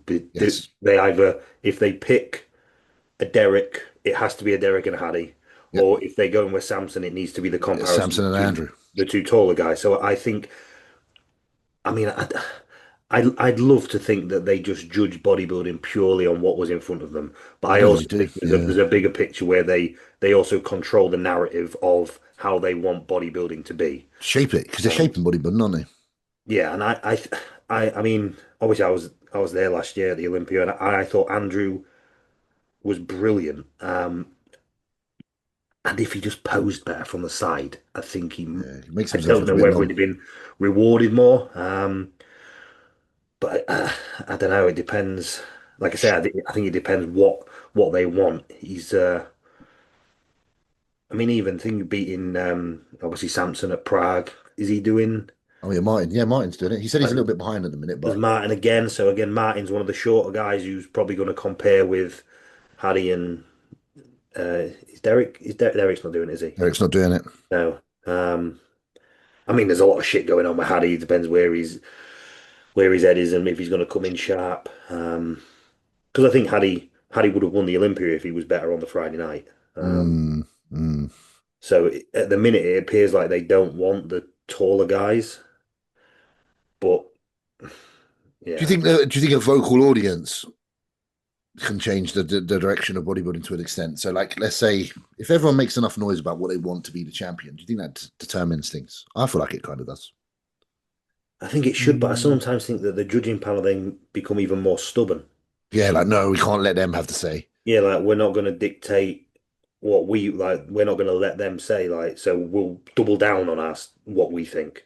Is bodybuilding, is the ideal bodybuilder surely not a culmination of the masses' opinion of those who bodybuild? Because let's say you asked every single person that bodybuilds in the world, if outright 25% of them said one particular person and the rest is split between God knows how many people, is that not enough just to say that that person is Mr. Olympia? Should be Mr. Olympia? People's champion. The people's champion. Yeah, but I don't know whether we all, I think because, I mean, obviously there's this set criteria, but I think we are all quite sort of, and we've got to ignore the people that don't bodybuild because their opinion don't mean shit. They're on no, Instagram, of course, 100%, 100%. Again, I think we're all kind of sort of, we do have bias towards, I think, to our own style of physique. For sure. Yeah, 100%. So I think we like to see, I can sort of relate to that shape. So I prefer that. Like, I mean, I always like Jay Cutler because he had a bit of a blockier waist. Yeah, he's white. Like, you can relate to a white physique. I can't relate to like Andrew because I know that I can't change my genetics to be the same as his. I always used to say that. But when doesn't mean I can't see the good. But I know. I just know. Yeah, I just know I can't do that because it's just not possible in my ability. You know. But I used to be a little bit narrow-minded with bodybuilding. Like you just said, Jay there. I didn't used to think Jay was very good back in the day, but like looking at him now, he was fucking really good. Like years ago, I was the biggest Dorian Yates fan ever, and everybody else was shit. Shit, yeah. Sean Ray was shit. Kevin Levrone was shit. Dorian Yates, that is it. Now, like all this time back, when I look back and I've got maybe a little bit more mature kind of outlook on it, those guys were amazing. But anybody had said anything about Dorian in the magazine, you're shit. Fuck yeah. You're shit. Yeah, I was just a Dorian Yates enough, so I get biased as well, not even on that. And I swear the judges must do this to certain, is like, I get annoyed when they don't do like what I know that they could do. Like Samson, the last Olympia, like now I'm like, well, he shouldn't win because last time, like, or like when Big Ramy came in shape like once and obviously won, but then wasn't in shape, and then it was like, well, he's finished, and And that actually did kind of happen to Big Ramy, didn't it? Really, he did the thing and he never got in shape again and stuff. Like, I'd be a terrible judge because I'd be like penalizing him on like years past. I'd be like holding grudges. You I could have. mean, I do think a lot of the think- champions of the Olympia, they get rewarded later than they should have. Like a lot of them have been their best, and then they kind of reward them a year later. And I'm like, man, like fuck, he could have had 2 or 3, Olympia titles, but you didn't give it to him when he was at his absolute best. I think Ramy was an example of that to a degree, but more so, who's someone that I think Huddy should have won in 2000. Huddy, yes, Huddy should have won 3 in a row. Yeah, but again, like what Dan was saying there, again, this loops back to sort of social media now. Yeah. We don't just get the luxury of judging a bodybuilding show on face value on the night. No. Everything is, I think this happened with Keown, I think. Yeah. I think Patrick Tor did him a bit dirty by putting the old camera tricks and stuff in the, because I expected Keown to turn up at that pre-judging and be the best bodybuilder I've ever seen in my entire life. Everyone thought he was going to be the best bodybuilder in the world that day. Because of Instagram. And when he came out, he was probably phenomenal. But my expectation of what was going to, I was actually I thought, oh, this is a bit shit. Like, and I think if you see someone, and again, it's all Patrick Tor had him in a posing room, but yet made him stand outside of the posing room in a doorway, taking a photo in a mirror. And I just think, I remember that picture. I remember that. The mirror one's always like bad. That's why, like, Zach will take ones in the mirror, and I'm like, no, I'm going to post the actual video because otherwise you set expectations way too high. Yeah, and I saw a video of Harry today. Maybe he's just that good, but I honestly thought it was like a little bit of AI on it, because when you see like on AI where it like ripples a bit. Yeah. I don't know. Funny enough, a few people did mention it in the comments, so you just don't know, do you? It's obviously he's insane anyways, and he gets absolutely shredded. But just something about the video, his chest looked a little bit, I don't know, a little bit weird. But I do remember that picture you're on about, Matt. Where is it one with the back and the glutes?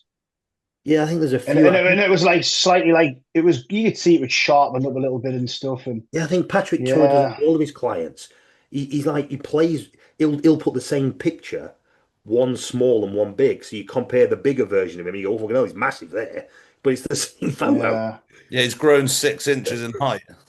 Yeah, and I think sometimes, it looks cool on Instagram, but then when you get on the stage and you go, oh. But if you see someone who leading up to the show like a bit soft, and you think, fucking hell, he's not going to do very well the weekend, and he comes in sharp, you go, wow, I wasn't expecting that. And I've had judges, I've done it before at regionals. Then you've gone to the final and they go, oh, you weren't quite as good as you were at the regional, and then they're almost judging you against you as opposed to you against other people on stage. Yeah. Judges are human. They're still gonna. Sometimes they'll go, "Oh, you've been better," and then they get a slightly warped outlook of what is actually in front of them. Then, I think as well if they're getting feedback as a pro, I think. I've never asked for feedback because I think, like, why would anyone give a fuck? And I think it's a carousel of what's in front of people. But I think, like, if a judge gives a serious personal feedback, like, oh, you need a bit, and they don't see it, they would probably hyper focus on that one area. Yeah, I told you that you needed more triceps and you just didn't listen, so you've got to lose. Yeah, whereas everything else could have improved. Yeah. Condition, fullness, separation. You might have improved all aspects, but they're like, oh, but your triceps still ain't huge. Yeah. It must happen. Okay, well, there's only so much a man can do. Well, 20% better with your triceps for the same, so you're losing. Yeah. I reckon there has got to be some. It's like, even if you've had a job in Audi, there's someone who's just a job's worth. There's got to be some judges that are just you get JWs everywhere, don't you? So GWs, I never heard JWs. Jobs worth. So you're pushing up, James. Is there anything on the cards this year, or are you just not even thinking about that just yet? Not even thinking about it, man. I'm realistic. I've got to improve a lot, and there's only so much you can do. That I need to be a bigger bodybuilder so I can come down harder and get sharper, but then have more muscle after I've done the diet. But that's the only way you're going to do that is if I actually get more muscle. So How long were you on prep last time? Because ages. it was like a year, I swear, if not Yeah, like ages. it was fucking ages. Yeah, long time. Too long. Obviously, this is me looking from the outside in, but I don't think that's necessarily the case. I remember years ago, like seeing you at like, was it like 310, 320, and it was you look like you could get on stage respectably now, and then whatever coach you've been with always seems to hammer you into the ground. Yeah. And Yeah. like the look after this sort of little phase you've done before you started pushing up, you look so fresh and Yeah. so round. And you're not fat, nowhere near. I think if you can keep It's that retaining, isn't it? Retaining that muscle. fresh look on prep rather than, I mean, this look now at three, like there's no way you end. I mean, what was that Olympia like 255 or something? And it was like you should have been 280. Like I've done, yeah, I don't know. I think I'm quite hard to suss. I don't know. I just again like I've tried a few approaches, I've tried to come down not as aggressively, and then when I got fifth at the Arnold, it was a good look, for example, that year. But I needed to be sharper. It wasn't quite, and I don't know whether that sharpness is a body fat thing or if it's just that I'm not really that good at peaking. Because I get lean, but it's just I don't know. There's just a few questions in my head. Like, is it that I can't do the last bit, or is it that I'm generally not lean enough? And that when I do get lean enough, I lose a certain level of muscle that I just can't get back. I don't know. Like this year, I got really small at some points. I really sucked down with like Tuttle. Tuttle pulled me right down. Did you try? Have you tried to like? I'm sure you have. Maybe this is an example of like getting ready like so early and then almost like stopping. Well, essentially, this year was that. Let's be honest. Like, I kind of fucked up those second round of shows. My body weight was really low, and then I had that big gap between those and then the other shows like the British and the thing. But I still wasn't like I didn't come in hard. Like I didn't come in as hard as I should have. I had like a good amount of fullness, but just not hard. And I don't think it can't be body fat because you've seen when I get it low, like it's definitely something in the way that I do things, whether I carb up too heavy or I'm too much fluid. For me, I feel like I'm not dehydrated enough when I do a show. Like I know a lot of people like keep all your water in, keep the water in. And a lot these days people keep their water in. I honestly think that my water needs to be pulled a bit. Like I don't think I need to have the amount of fluid that some people have because I do hold sub Q. We had this conversation, didn't we, Anth, about like obviously like doing it harsh, like water cuts is super uncool and no one does them anymore.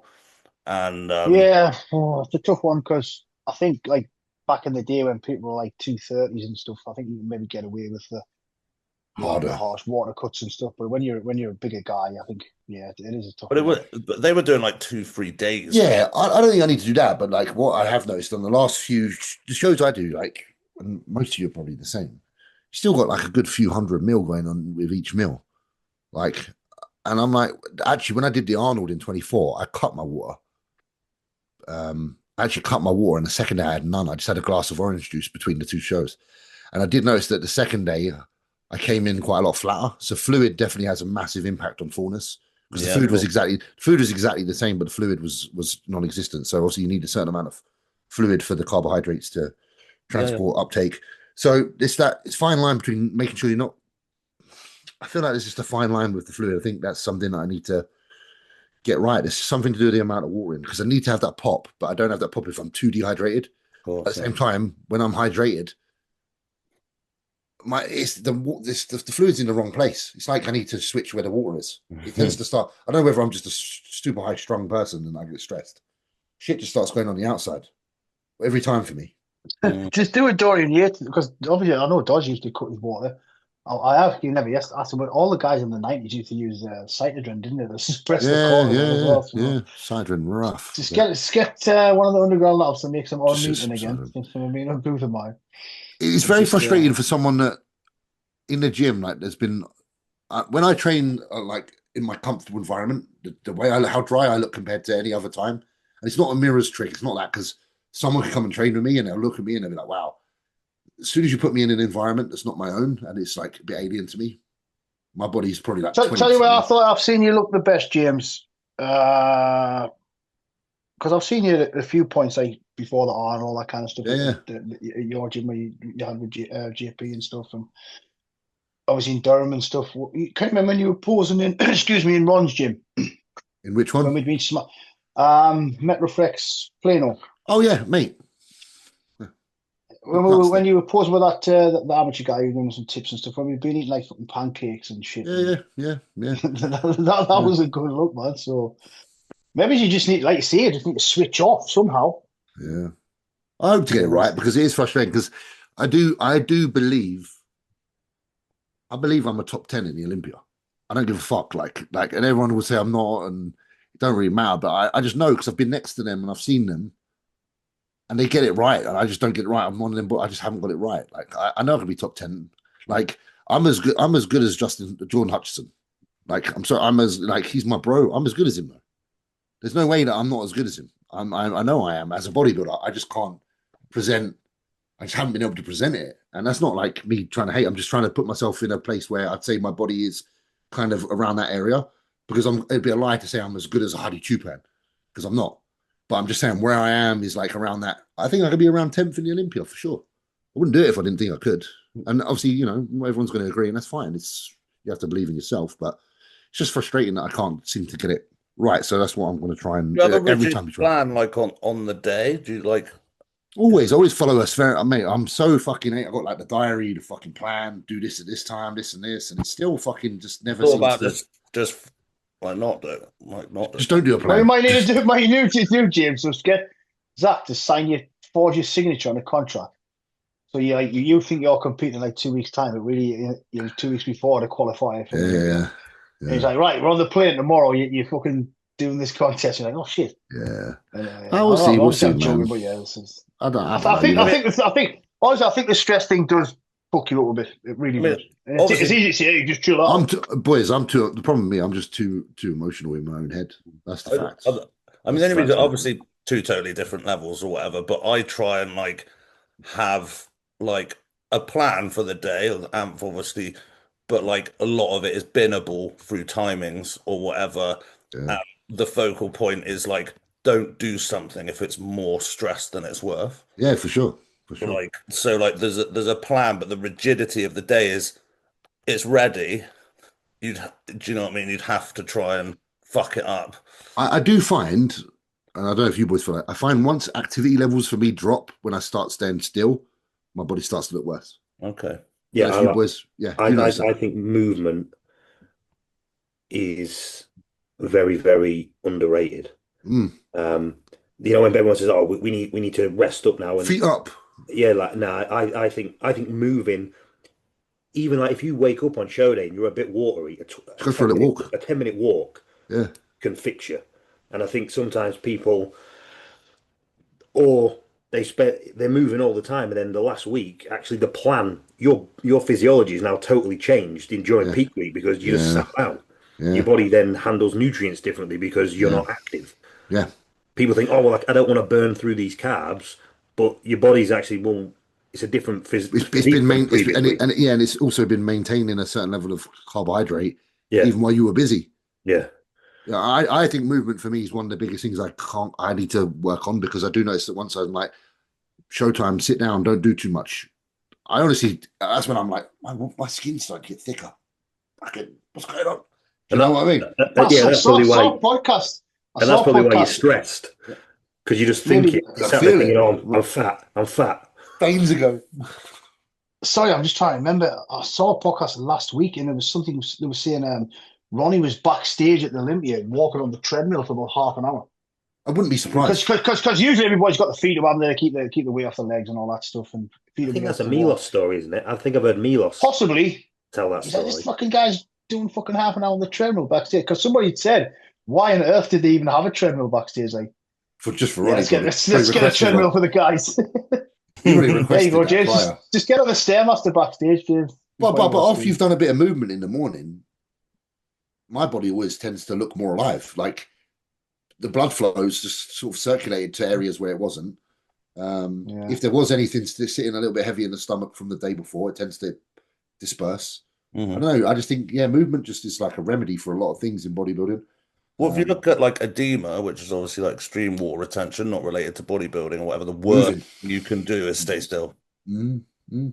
Like, so yeah, there's something to that. You've always said that you're better like you're better to eat more and be more active, rather than 100%. some people are better to like eat less and be Less, less yeah, active. yeah, yeah. No, I'm higher food, but keep me doing stuff. Yeah. I'd say.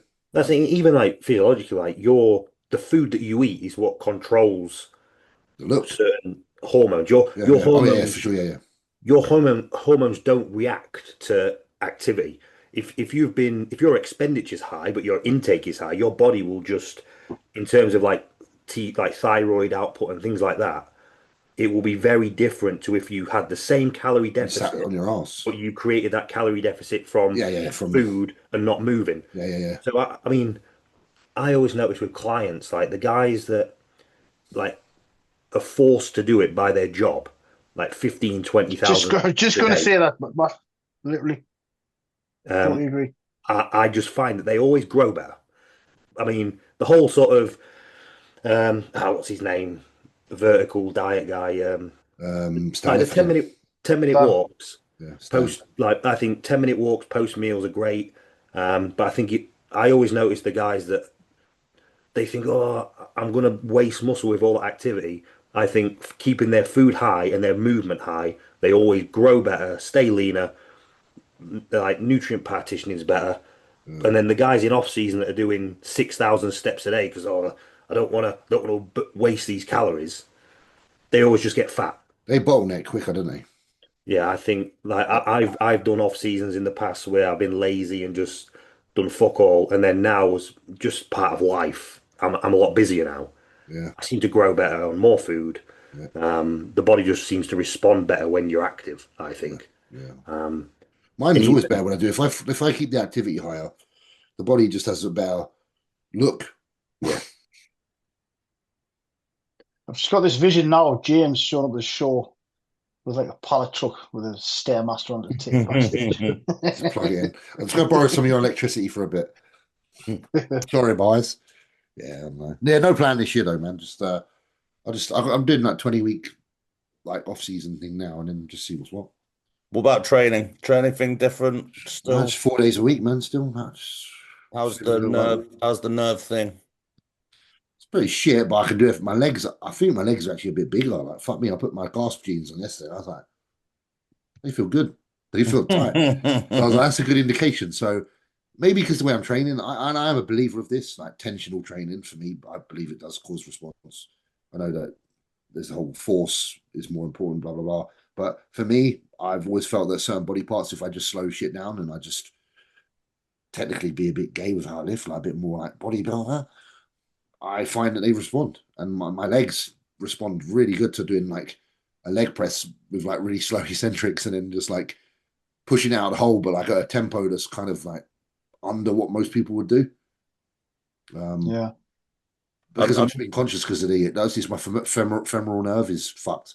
Like not fucked, but it's agitated and there's something going on in the hip for sure. So I have to be like that, otherwise it just goes to shit. Well, you yeah, I just think when lose connection, or sorry, Dan, you go down.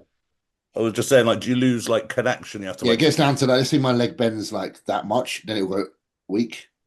And then when I try to flex it again, it'll hurt within certain muscle groups. So like the rec fem and then the hip. So like up into like here, if this is my hip, and then like okay. rec fem like here, it'll just like feel weak and hurt. So I have to like carry it through that period, like and try and resist it. Yeah, yeah. And when I contract, I do the same. I kind of just push it through. So there's none of this. Otherwise, it's like juddy. Like, It'll lose. It'll just there'll be this weak part that just happens, especially when I do like a hack squat or something. Oh mate, so I can for the last 3 weeks or so, I kid you not, I've done like hack squat with like one plate aside. Like I've done leg press a bit heavier, of course, but I've done hack squat with like one plate aside and just done these reps that are like when I'm actually trying to leg extension my way out of the hole like really hard, and I'm making my legs fail on that. I think my legs are fucking holding in and pretty all right. well, I've never found being strong on my legs gave me any legs at all personally. Obviously, like you put down like mad weights and they grew or whatever, but I've never. Well, we can argue when I used to squat proper heavy. I don't know. That probably still wasn't when my legs were their most developed. Okay. Probably more so when I made more attention and effort with hacks and the leg presses. I mean, I've been old. I stole Dennis James's like time and attention rounds, and I Yeah. found that they worked really well. Like the 2 super second, like 6 second up, 6 second down, then 3 normal, and do like rounds of those. When I tore my adductor, Yeah. my quads grew because I couldn't engage the adductor, and I like it was weird. It's being able to not bypass the targeted muscle that you're trying to train. And sometimes what happens is when we're seeking potential more load without realizing it, sometimes we're shifting from what we're trying to train. Not like fully, like if you're bending your knees, you're going to train your legs, of course. Yeah. But you can, I believe you can be somewhat more even accurate than that. And you'll always, I don't believe it to the point of like bias of like leg positions going to necessarily develop apart more. But I believe if you slow something the fuck down, then it prevents the engagement of other things. Because you can make your quad work just like a leg extension or a leg press if you literally, like you carry that weight down. Like imagine carrying a fucking baby and you can't drop it. Like, okay, it does something. I think it does something. I think it's very accurate. That's what when I tore my adductor, I felt that my quad, because I could still train quads and hamstrings, I had to keep my stance narrow. Yeah. I felt that was actually one of my biggest lessons and one of the best development times for my quads because I had to really think to not fire my adductor. And I thought if I just didn't think and just tried to rep out, my adductor would fucking ping off. Yeah. So I had to be very deliberate. And you learn that actually you can.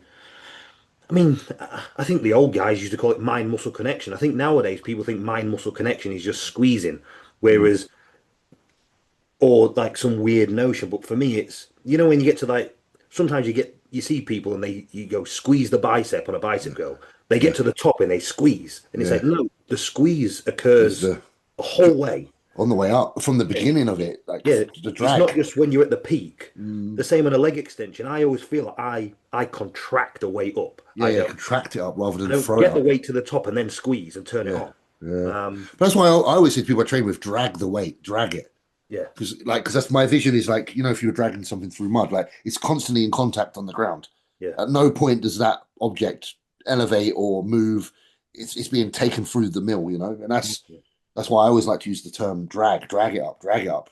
It just seems to really help me when I'm training if I just remind myself of that terminology. It's a cue. I do think people that chase weight, they end up, they change the exercise just to try and beat what they've previously done, and the target muscle just becomes. Well, you've seen it. Like one of the biggest culprits of that is probably a prime shoulder press. Yeah.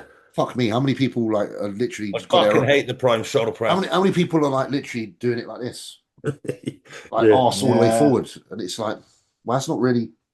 You're gonna get. I always say, get your fucking back flat, man. That's what the seat's that way for. Well, yeah, I think it's a traditional bit easy when you got a little bit more muscle, though. I think it's a little bit easier when you got a little bit more muscle to kind of get that kind of connection. I think you've got to put down the heavy loads to start, personally. Yeah, you need to get strong. Like progressive strength is important on all things, especially in the beginning.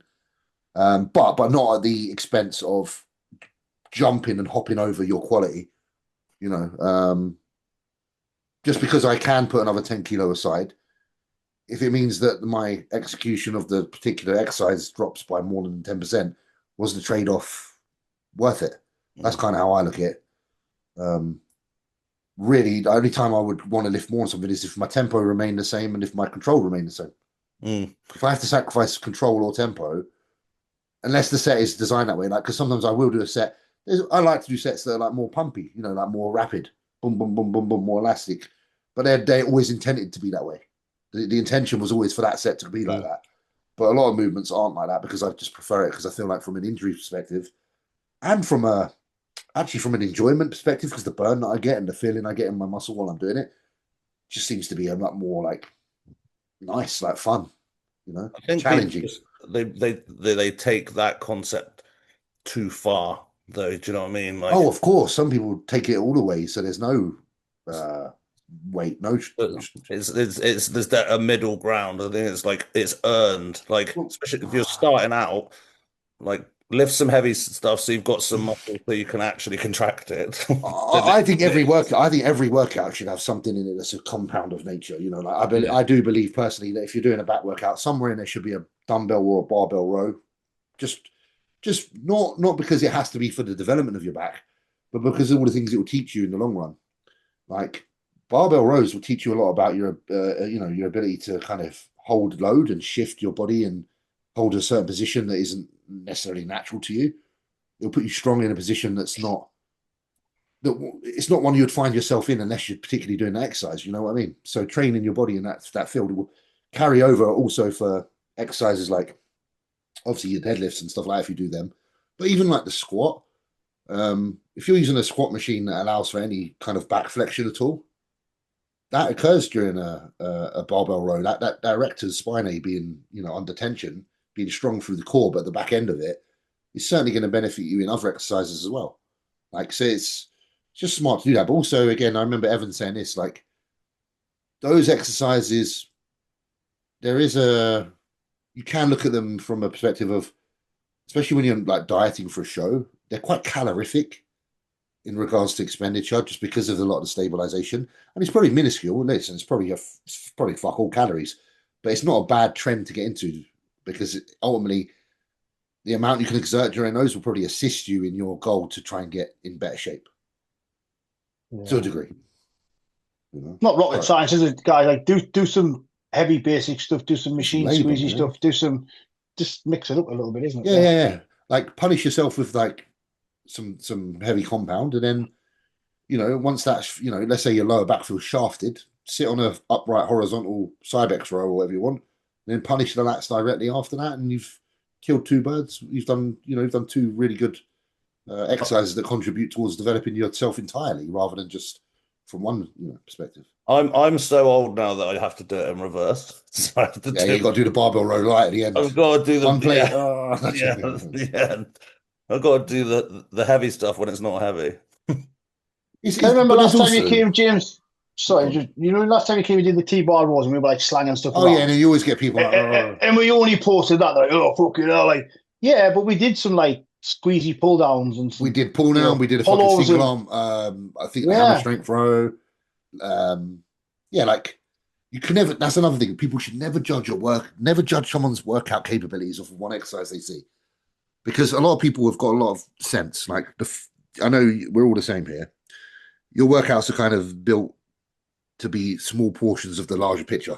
They all contribute to a bigger picture. No one of those things is the bread and butter. No one of those things is the main thing. They all have to coexist within a workout for that workout to be considered a good workout. So when someone sees you do an exercise like that T-bar row, the context of it is just like, that's a shit exercise. Yeah, but like, okay, we've done like lat movements before, potentially erector spinae movements before. Now this one we're kind of holding with an overhand neutral grip, pulling into our upper back. So look at it from the whole picture. Like, look at what we're trying to do here. It's like artistry. We're trying to paint a little bit here, paint a little bit there. Like bodybuilders are quite smart in how to like dissect and break down their body parts. They do train with a level of intelligence.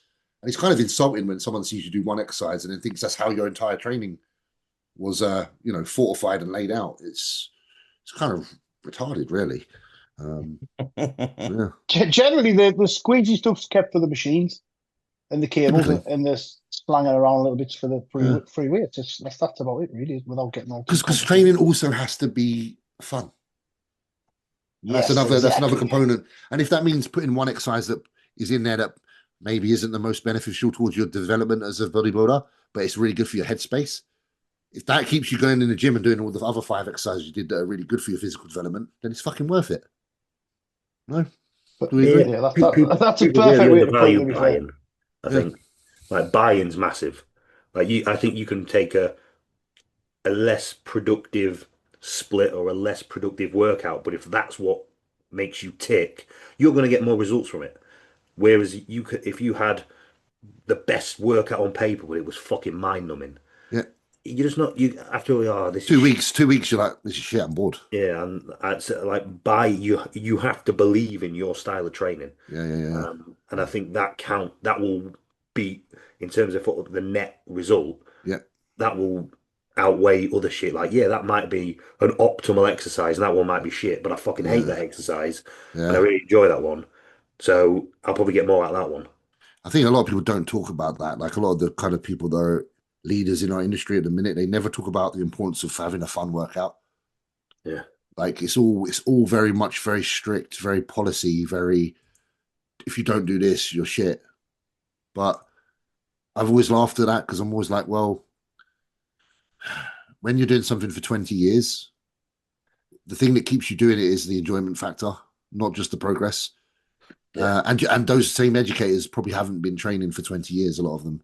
So it's like there'll come a point in your own training, my friend, where you start to do things like we're saying now, where you throw in the odd thing you enjoy because it'll keep you in the game. So maybe comment on it, tell people what to do, maybe when you've got a little bit more skin, you know? I mean, Yeah, people say that to me all the time. Where you are, why are you still trying to squat after all I this fucking time? like it. Because I like to do it. That's Breaks like, me, but I that's like why it. I've been doing this for like 30 years, because I still Exactly. actually like doing it. Exactly. I mean, I get that, and Anth get that as well. You're like, oh, you do the high intensity training. How do you recover? Well, I just have to do it less, Yeah. but like that's worth it for me. Yeah. If I have to do it less, but I really like it, then I'm just going to do it less so that I can do it. So I can If still really like it as well. if I had to train in a different way, I would have given up Dan, bodybuilding. you're doing Arnold Schwarzenegger's split 7 days a week, and you're going to hate every second of it for the next 10 years. Are you going to still bodybuild? I'd be done 2 weeks. Hey, I get COVID 47 immediately. No glutathione could save me. You have to love it and believe in it. Yeah. You know, I did manifesting or whatever bollocks or whatever, but I don't know. I remember the first time blood and guts. I was like, oh, if that's bodybuilding, I want that. That's what I want. Yeah. I'm building a home gym next month. I'm putting that on the wall. There's going to be a fucking screen on the wall for that. It's just going to constantly play. It's just going to play blood and guts because it's the only workout video really I give a fuck about. Don't think anyone. Yeah, that's what we have in the hardcore corner. I've watched every other one, and I always just revert back. You know. Yeah. Tell us about the home gym. Well, the home gym is pretty cool actually. I've got permission to build. It's only like 30 square meters, but it's pretty nice. It's kind of actually dude, it's like 8 bits of kit, man. I'm like, all right. So I've literally done the layout myself. I've literally done the measurements and basically put together the items that are required because some things are fundamental, some things aren't. Let's be real. What do you actually need versus what you want? So I've kind of like built it on my phone, and I'll say what kit I've kind of got my eye on. There's a 3D Smith that I really like, actually. And I know a lot of people don't really like the 3D Smiths, but for me, it's just such a good way to kill so many birds because you can do literally shoulder press, fucking barbell row. You can do a deadlift if you put it on the 3D movables. You can change you can actually fit the one I'm getting, you can actually fix in position as well. So it can be used traditionally. So it's kind of cool. So you can do the movements that do that, so that have freely movable, or you can have them fixed. Shoulder press, barbell row, fucking chest press, all that shit on there. You need a leg extension, obviously, because it's the only thing that's going to do what it does. Gymnaco actually have a leg press hack squat combi, which, you know, probably not the best in the world, but I can't exactly train to the weights that I used to train. So that's hack squat and leg press in one. Lion leg curl. We all like lion leg curl, don't we? I want to get they do a pull down now with a foldable out bench. You get seated row as well. So that's pretty cool for a small footprint. Obviously, your dumbbell rack and probably get one bicep machine, just like a seated preacher curl machine. They've got a narrow dual cable that you can get for home use, which is quite good. And then an abductor adductor. And then what else do I fucking need? I got bars. Yeah. Do I need I nearly messaged you the other day anyway because I saw a Cybex VR3 leg extension seated leg curl combo. And I thought that'll work for James. Yeah, to be fair, I've been looking at the combos if they're good ones because they're hard to find good ones, but that one's a very good one. Yeah, I thought that you had a combo in the place that shall not be mentioned that was very good. Yeah, the Prime one.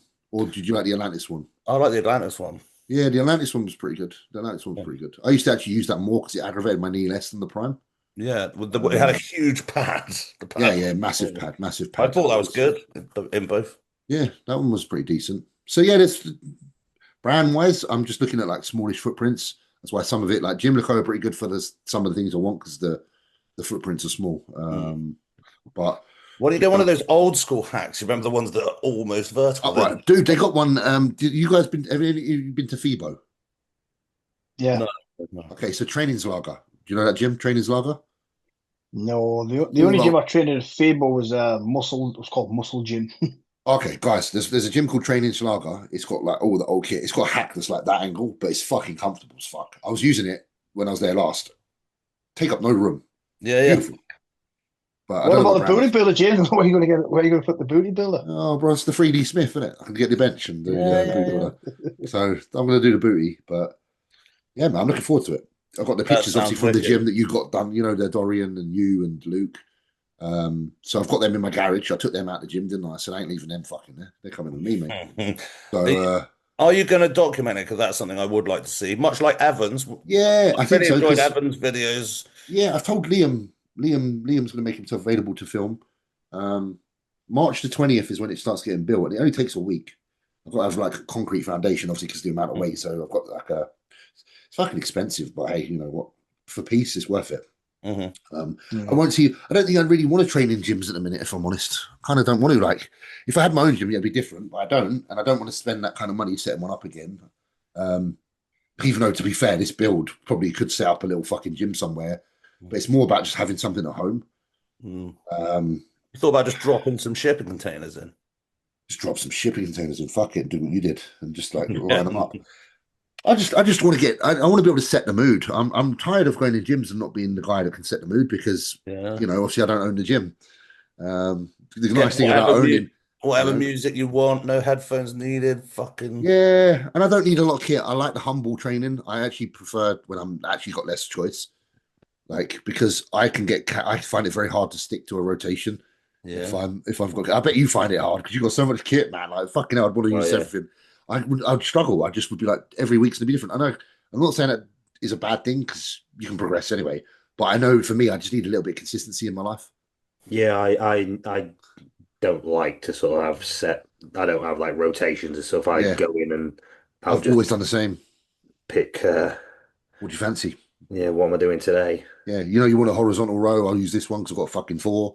Yeah, but yeah, I'm kind of just want to. I want to go back to like that grassroots at the beginning, maybe. And if this fails, and I don't if I can't make myself good enough to be the bodybuilder I want to be doing this, nothing's going to work. That's the way I look at it. So it's like a ditch effort to give myself that last spring of hope, and then join Anth in retirement after that if it doesn't work out. Hey, I'm not retired yet, James. I'm semi-retired. I'm just saying. Semi-retired. I'll be semi-retired, Anth. Let's just say that for tax purposes, actually. I mean, through lockdown and having that space, although I didn't always like train alone, like was epic. I think you're gonna love it. Well, I trained alone. You remember? I trained alone at King's when lockdown happened. Yeah, and I was like, I thrived, man, thrived. Yeah. I think even having it even smaller is even more encapsulating. I know that sounds weird. I kind of need that. I kind of need to be a little bit, boxed in. Yeah. Like I'll be real with you, boys. I'm just going purely on my gut right now with this. I was just like, fuck it. I said, Yannicka, is it all right if I do it? Do you mind? She's obviously happy because it gives her somewhere to go and train in the garden. We got Haley at home, so she's looking after Haley full time at the minute, not working. I'm literally the only one working. So it's like, I want to be around my family as much as I can, if I can. So it makes it easier for me as well, on a personal level. I used to love having the gym, with Leah. I bet. And stuff, and yeah, it was awesome. I got lots of videos of all that kind of stuff. Yeah, some nice memories to be made, man. Absolutely, that's what I'm kind of trying to do now. That's like, I'm not looking too far ahead. I'm just like the next year is just trying to have a good family life and bodybuild. That's it, really, boys. You know, like all we're all trying to do, really. Gents, my earphones are going to die. I think we've been going about 70 hours. It's been good. It was waffles, sorry. I was wondering what that was in the back, but it's your cat. My poos, mate. My poosy cat. I was like, Monty having a bath, mate, giving himself a little yeah, he's getting right in there. Yeah, mate. What? I can't even see because I'm blind. There is a cat. This is actually, that chair's signed by Ronnie Coleman, that one. Actually. Yeah. That silver, you can see the silver light right in there. You probably can't see it, but yeah, signed by Ronnie. That's quite cool. Epic. I didn't mind. That's how random. I know, because it was. I'll tell you why I got that sign already, because that was the chair I had in the gym when he came and did the seminar. Yeah. And I was like, "You got to sign my chair, mate. I'm taking it Yeah. home." And then Jay's. I've got a poster that Jay signed behind there, so it's quite. I've got my Jay and my Ronnie, so that's pretty cool. This is my... I used to take when body power was like a little bit cooler, or what existed. It used to be so I used to peel off the Flex magazine of the cover and then go and find them. Yeah. So I've got like Phil Heath, Ronnie Coleman, Flex Lewis, Dorian cool, Yates. Love that. I had them. I've got some signed Anth Bales Automix boots. Oh, there we go. Yeah, mate. To be fair, I did have some. I had Jay Cutler and another one, but I auctioned them off, and I kept. Did you auction them? Did you? Traitor. No, I did it. It was for charity. I didn't. Not, Okay. not to keep the money. It was for. I did it for a dog I charity. thought this is like, I don't want these no more. Okay. Right, Amp's gonna die on us, I think. So Yeah. Yeah. I got Anth signed DVD, so I've got. Amp, you'll have to come and sign my house, Jim. The picture of you that I put up in here, mate. Yeah, there we go. So, Yeah, sign your mate. underpants, James. Do Yeah, that we'll as have well. to come for a session. Honestly, boys, no, come. You have to come. You're gonna have to come, Chris, and my gaff. Oh, it'll be so good. Yeah, It's so good. it'll be good. Yeah, Oh. we need to come visit Haley before she's won. That's a like do. blinking which. You do, mate. You do. She's beautiful, man. Love her. Like I can only imagine how you. I know how you boys are feeling, especially you, Matt, now because you're child outs. How old's your little one, Matt? 2 and 5 Yeah, months. so you're going through all the feels just before me, and then Amp's obviously the experienced one. Fuck, it's mad. Yeah, Leah started training now. She's we did some weights last night. I've ordered her a logbook. She wants to do some. Come on. That's a little off her own back. No logbook. Yeah, she just to give her like she Don't likes to start write off some with a fun stuff. logbook. Is it Wow, an actual shocking. sketch? Is it an actual sketch logbook? No, it's a personalised logbook, a blue one. So we did some shoulder press last night. We did some Cybex row, some pull downs, some dumbbell step. Obviously, you can't squat or leg press yet. She's only 9. We did a bit of treadmill and a bit of climbing and stuff. So yeah, she's in the game now, guys. Watch out. Love that. Just nice to have a little bit of discipline for her as well. So hey, it's good. It's bonding, isn't it? yeah, It's she perfect. seems keen. That's good. I like that. That's awesome. Wow. Right, gents. I'm gonna love you Do and some leave food. you. Yeah, I'm going to It's cook always some a rice and pleasure, chicken. guys. Yeah, it's well past my bedtime. Good to see you guys. Big love. I don't go to bed till 2 a.m, so I'll see you guys. Yeah, James has gone straight back on Call of Duty. He definitely is. See you in a bit. Good to see you, Matt. Right, I'll Good to catch you see soon, Good to guys. see you. Bye-bye. Take it easy. Easy. Bye. Take care, lads. Pleasure.